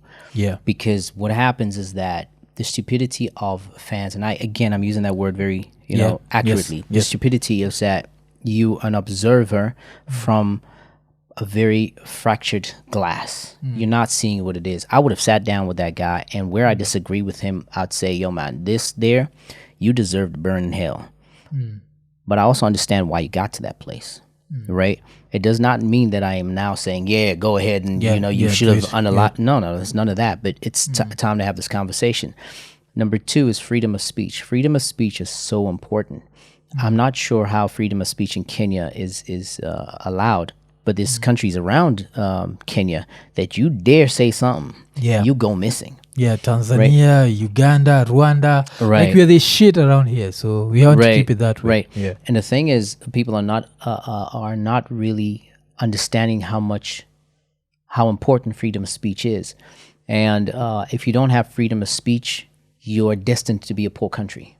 You're destined to be oppressed, and you're destined. And for those that are exercising freedom of speech, the poverty mindset comes into place. You may not say that. You should not say that. It's disrespectful. It might be, but you should say it, because what happens is that we have conversations, because you need to be able to determine good from bad from seeing actually what is good and bad, right? I mean, the idea of why we are imperfect is because we now know what is good and what is bad, but sometimes we don't understand to what extent. Yeah. So I would have sat down with the person, I would have interviewed him, and I wouldn't give a damn who feels what. If you decide to cancel him, go ahead.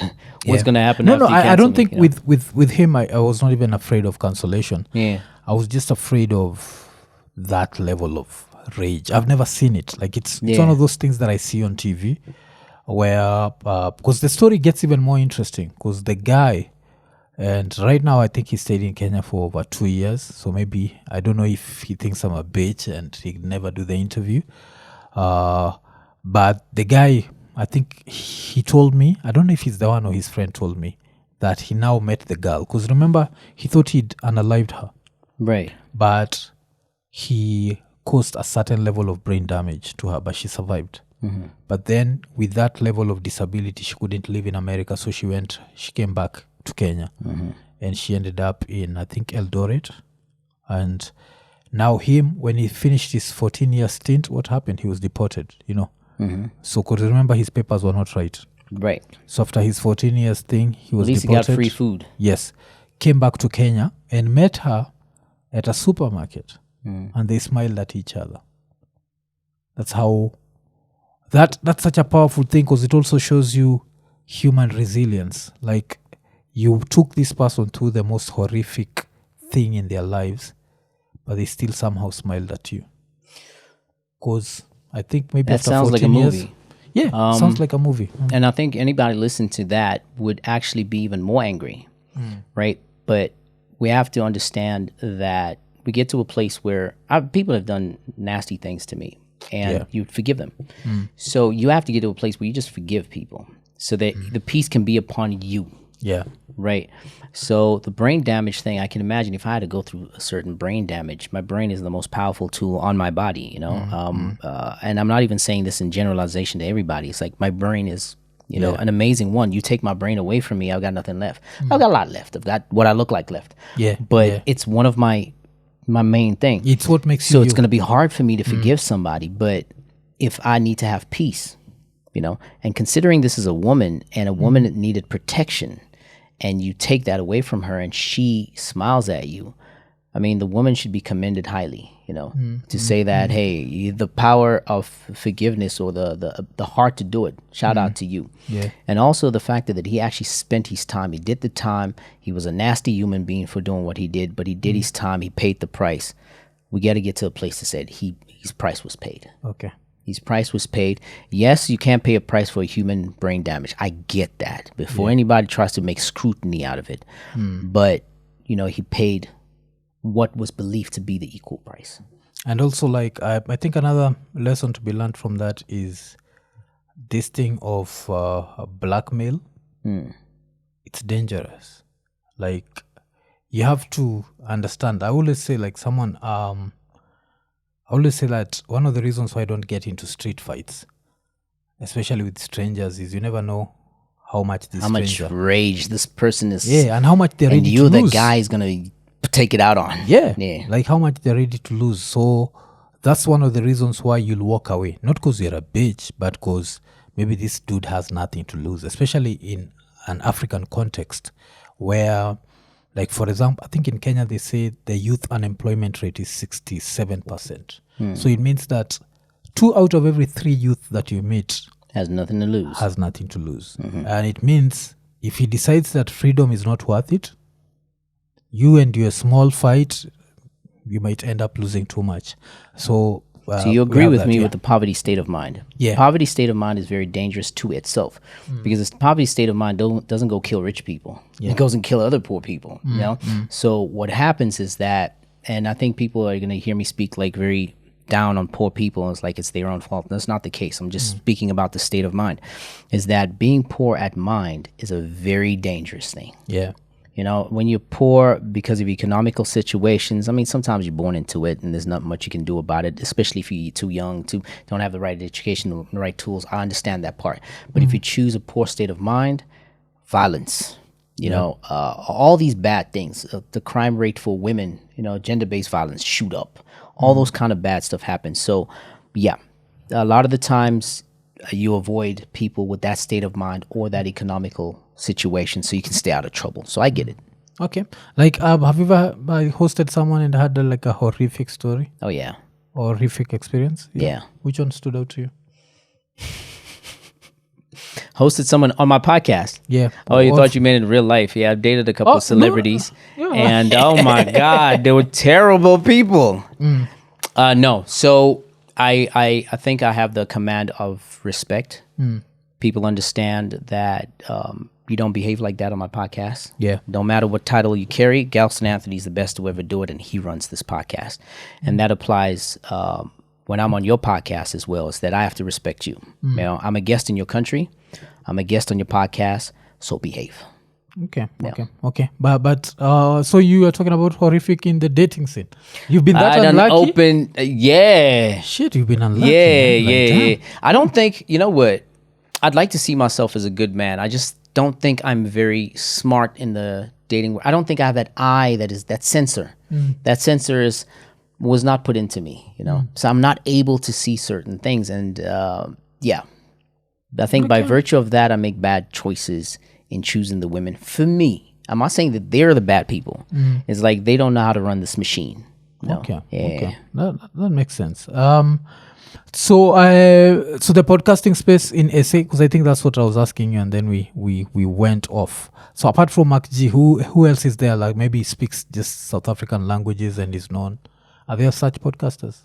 Like the way for example, Nini is mostly Sheng based.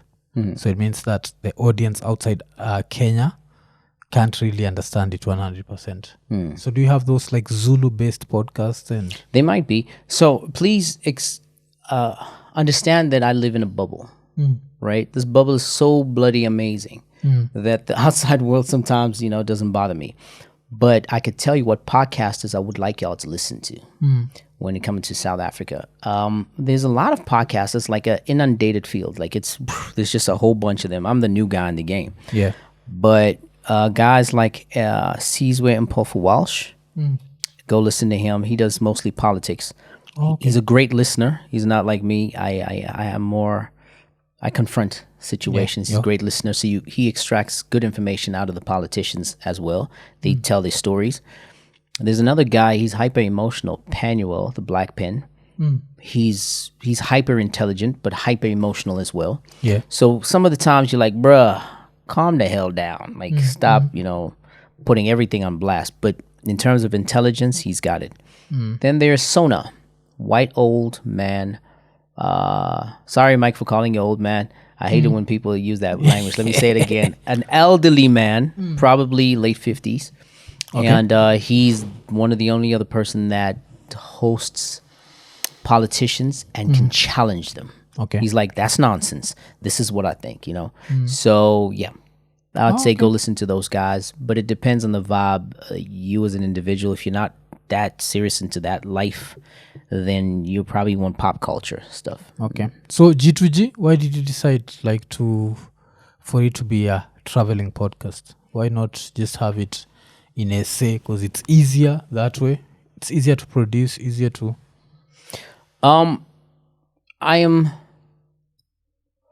The plan was to make Africa one. South Africa does not know much about Africa, and they don't really care. Yeah. They're the Americans of Africa, eh? You think? You know the way Americans just believe the world starts and ends with America. And I know, I understand why. Because anything outside of America, you don't really need it. Everything is in America. Yeah. So we have to speak those facts. So South Africa have that belief about their country. The difference is that Africa is full of black people. So there's different grades of black people. America doesn't have that many black people. It has everything in it, and it's different, right? So I decided, because I've been traveling my whole life and I've been to different countries, and I had this love for certain countries, Kenya's being one of them. I don't understand, why do I like this place? It's even hard to articulate it. I said, you know what? Let me go to these places, start telling the stories, start challenging through and through. I think from one black man to another, I have to have the ability to challenge you and say, look, are you a good man? How can we make Africa a better continent? Because, we all know this. It's got the potential.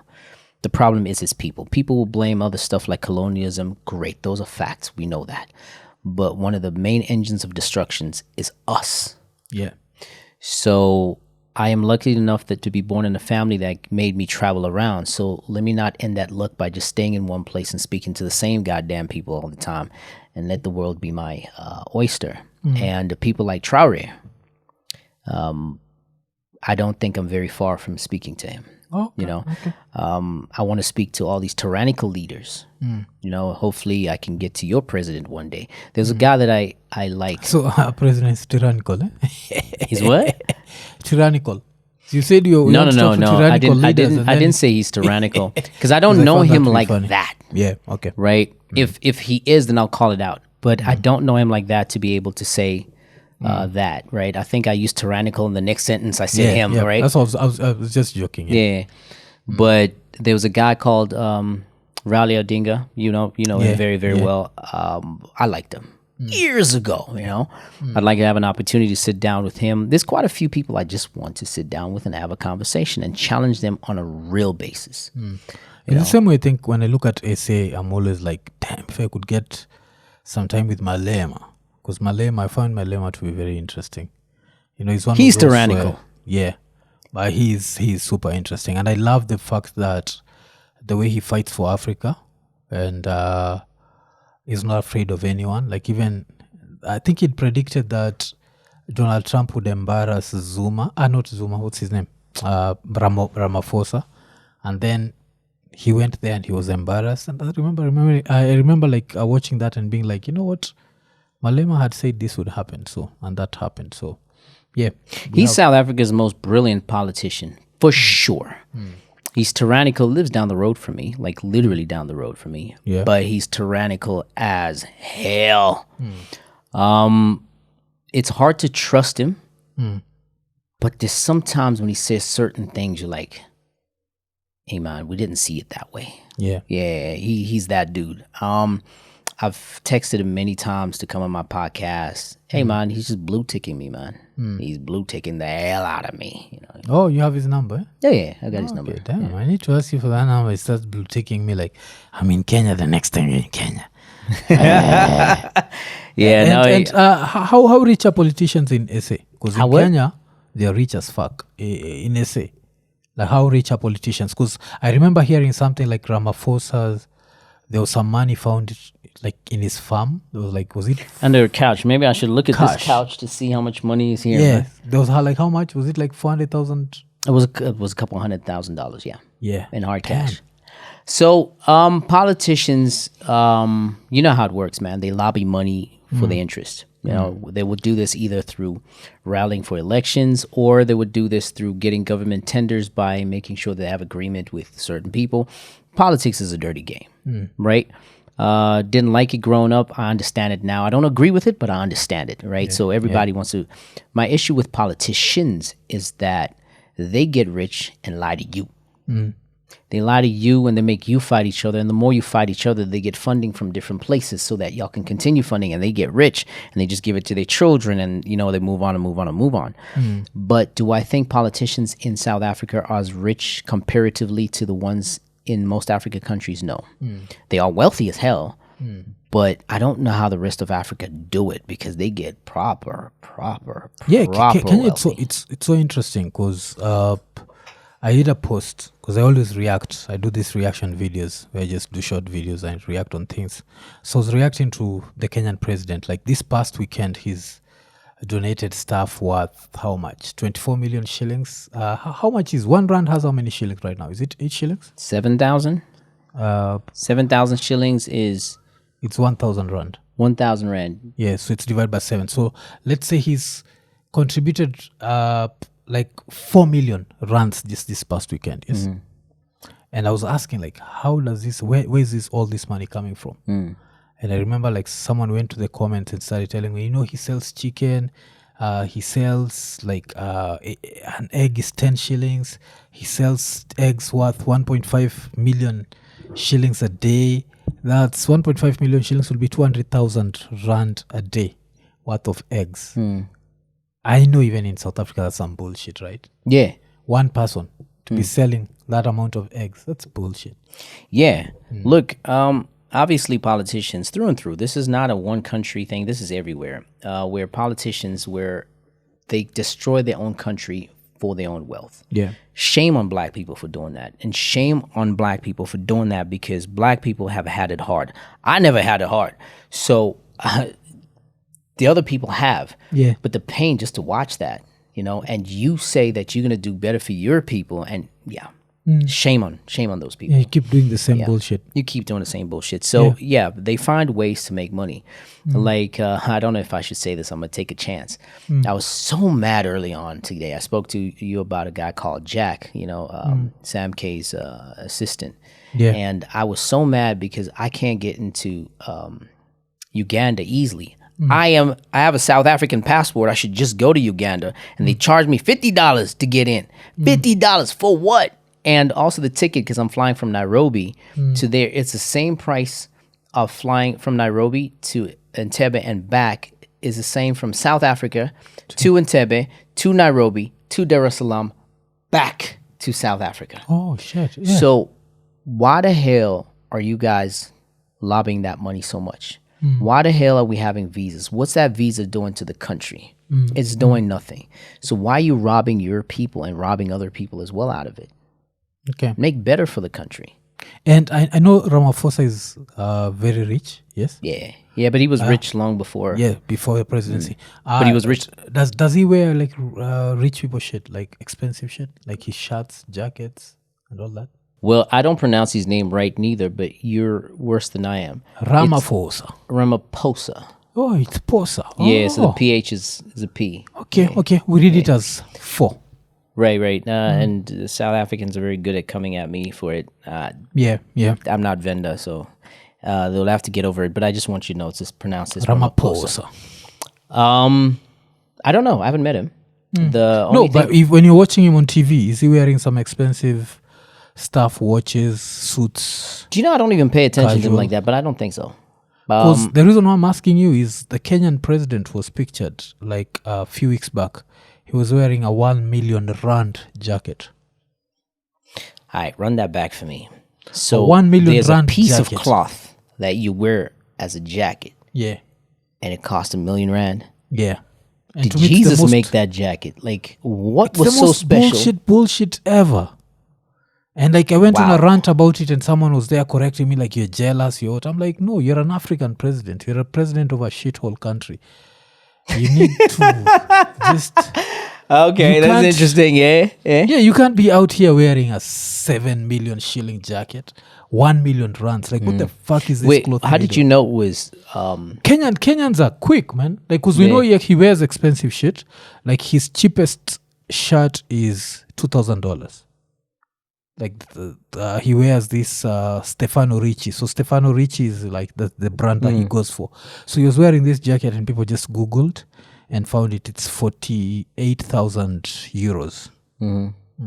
So let me ask you a question, if you don't mind, right? Yeah. Because I have a view of it. What is your problem with a president wearing expensive clothes? Now, R1 million, not only is it ridiculous, but I didn't even know they make clothing worth R1 million. But what is your problem with a president wearing stuff like that? Because I'm sure it's stolen money, man. Like, it's not money that he earned. Ask yourself, like, money that you've really worked hard for, would you wear clothes worth that much, even if you had all the money in the world? If it's money you've worked hard for, like you woke up every morning and you went to work, and then you decide, you know what, this one jacket is going to cost me R1 million. Nah. Look, even brother, Elon Musk, I don't see that shit. What you asking is a thing that I speak to black folks all the time. Now, I'm going to just swerve a little bit and then come back to that point. Yeah. Is I don't understand why black people go and wear very expensive outfits that is made by white people, be mad at white people for everything. It's like, it's colonialism. It's colonialism. That's why I'm wearing the expensive Versace's. And it's like, stop being stupid, right? And then you wear all that, then everybody around you is poor.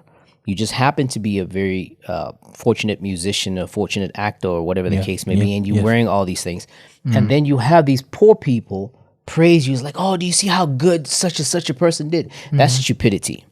Now, I say that to get to the point that you're making. Is as an African leader, you called it a shithole what continent, right? Us. Yeah, so Africa, unfortunately, is a shithole. It's a country, is a continent that I love, right? Yeah. I didn't say that about Kenya, so don't come for me. But it's just the African continent as a whole.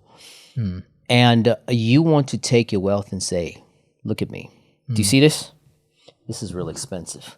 What's your cheap ass doing next to me? You know, and I'm supposed to lead you. That there is a terrible example, right? You're shaming your own people for being people in a country that is yours, and you are part of that soil, and you as a president came from a poor background, and you're doing this to your people. Shame on you. So for me, it's more like, why do black people get to a place where they buy certain things and still be around black people so they can feel terrible about themselves? Why? I don't know. That for me is a conundrum I can't answer. Yeah, but even I've never even looked at it from the point that we brought up, the point of he took wealth from Kenya and took it to Italy. Because, you know, when you're buying that expensive shit, that money is going into the Italian economy.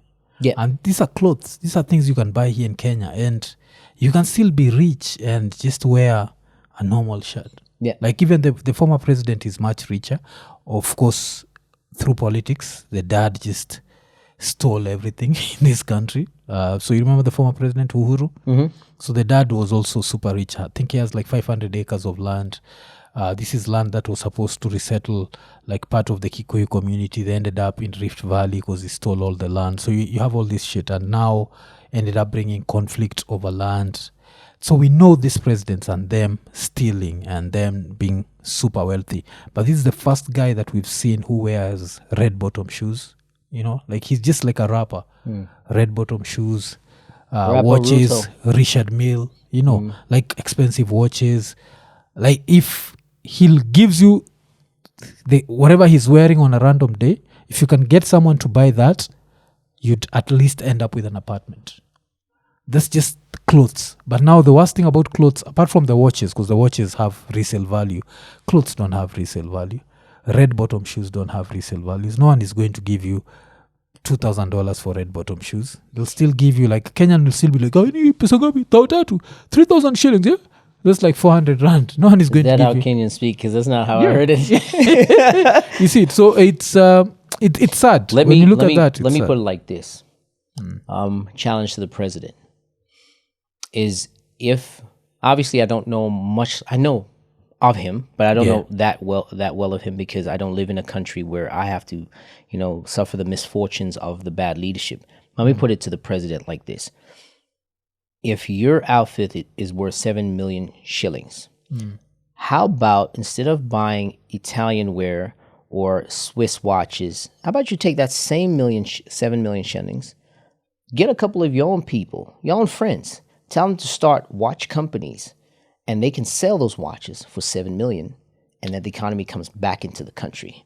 Sure, you still keep yourself rich, but guess what happens? Kenyans are also empowered. Kenyans will get to be known as craftsmen of certain types because instead of wearing a R1,000,000 shirt or R1,000,000 jacket, you took that and invested it in the people you wanted to, and everybody won. Yeah. How about that? I don't think he'll hear you because he needs that white man's approval, So he has to wear white man expensive shit. But yeah, as we finish, so right now you're a podcaster. Are you doing anything outside podcasting? Okay. I'm a businessman. I'm an entrepreneur. So that's the core me. Which business? Architecture? Or So I've never been an architect a day in my life. Yeah, so it's just now. It's just my family media are into property as well. So that's what they do, and we take, build, renovate, and so on and so forth. But as me, I was a student of architecture, so I've never been an architect myself.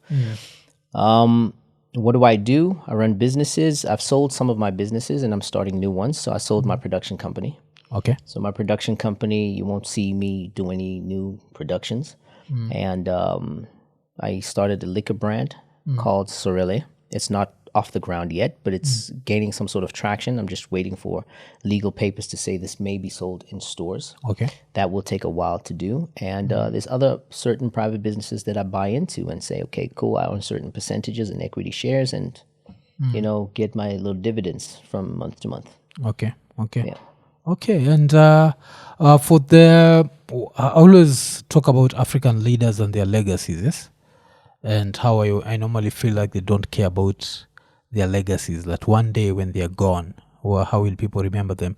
Are you the sort of person, do you care about that? Like one day when you're not around, what will people say about Galston? They'll say he's the best to ever do it. But do you worry about that? Do you worry about legacy? Of course I worry about legacy. Yeah. Firstly, if I can be as great as my father, that would be amazing because, that was a man I've heard about Jesus. I heard about him. I read about him in this book called the Bible. And I read a lot in the Bible. And I believe him to be the greatest man to ever live. But then it was my dad. That guy was, that was a hell of a man. So if I could fit his stature in terms of his brilliance and or just half of that, I would be like, yeah, I did it. He's still around, or? Oh, he's very much around. He's very much alive. Yeah. Okay, because you said it in past tense. So he retired 20 years ago. Oh, okay. So he's just chilling at home, being a good husband, and he preaches from time to time. Go out and preaches. Okay. So he's not a pastor, but he enjoys reading the Bible and whatnot, and he expresses himself in that way.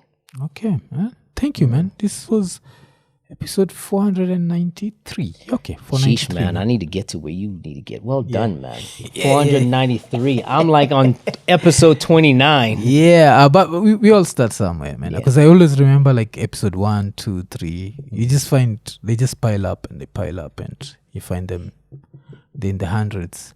Plus, this is just now Ikonini. There's another one that I do within Ikonini called Weekend Update. We are on episode 140 something. So I've shot. I always say I've shot over 700 podcasts. This is incredible. Can I say some things before we close? Is that thank you for inviting me or accepting my call to have a conversation with you. Yeah. Obviously, I'm not sure where this conversation would have went, and you kind of surprised me on how we're moving, and I'm happy that as Black men, we're having these conversations, and you're open to have these conversations. Obviously, I'm not sure how the crowd sees you, but sitting next to you, you're a stand-up guy. Yeah, you're a stand-up guy. Thank you. In 11 years of marriage, I didn't just listen to it and let it go past my head. Well done.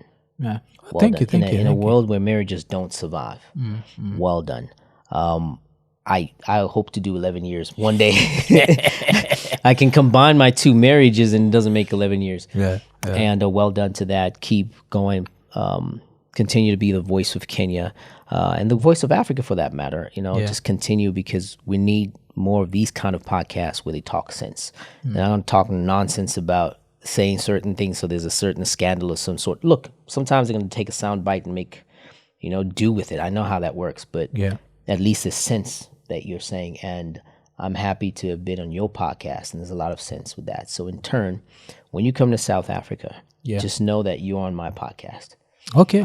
But I think the time I'll be there, you won't be around, because I'll be there on October 16th. October 16th. To 19th, I'll be there in SA. October 16th. My birthday's on the 27th. So I'll be long gone. Okay. Yeah. But still, man, thank you. Thank you also for your time. I've really enjoyed this, and I've looked at South Africa from a different angle. I was scared, I won't lie to you, that I always, my wife always tells me, don't be scared, it's not as dangerous as you think. No, it's not as dangerous. It is not as dangerous as people make it out to be. The crime is concentrated. Unfortunately, the crime is a lot in those concentrated areas. Yeah. But it's not as dangerous as people make it out to be. Okay, because I was afraid might be walking around and where are you from? Kenya? Go back to Kenya. No, actually, what's going to happen if they say, where you from? And you're from Kenya, they'll be like, hey, tell me more. So Kenyans don't have a bad reputation whatsoever, and they don't know much about Kenyans. So it would be more of a, so what happens in Kenya? Okay, yeah. So imekuwa ni episode 493. Kama kawaida tukisema like, subscribe, hit the notification button, tell a friend, tukimalizia tukisema eko nene.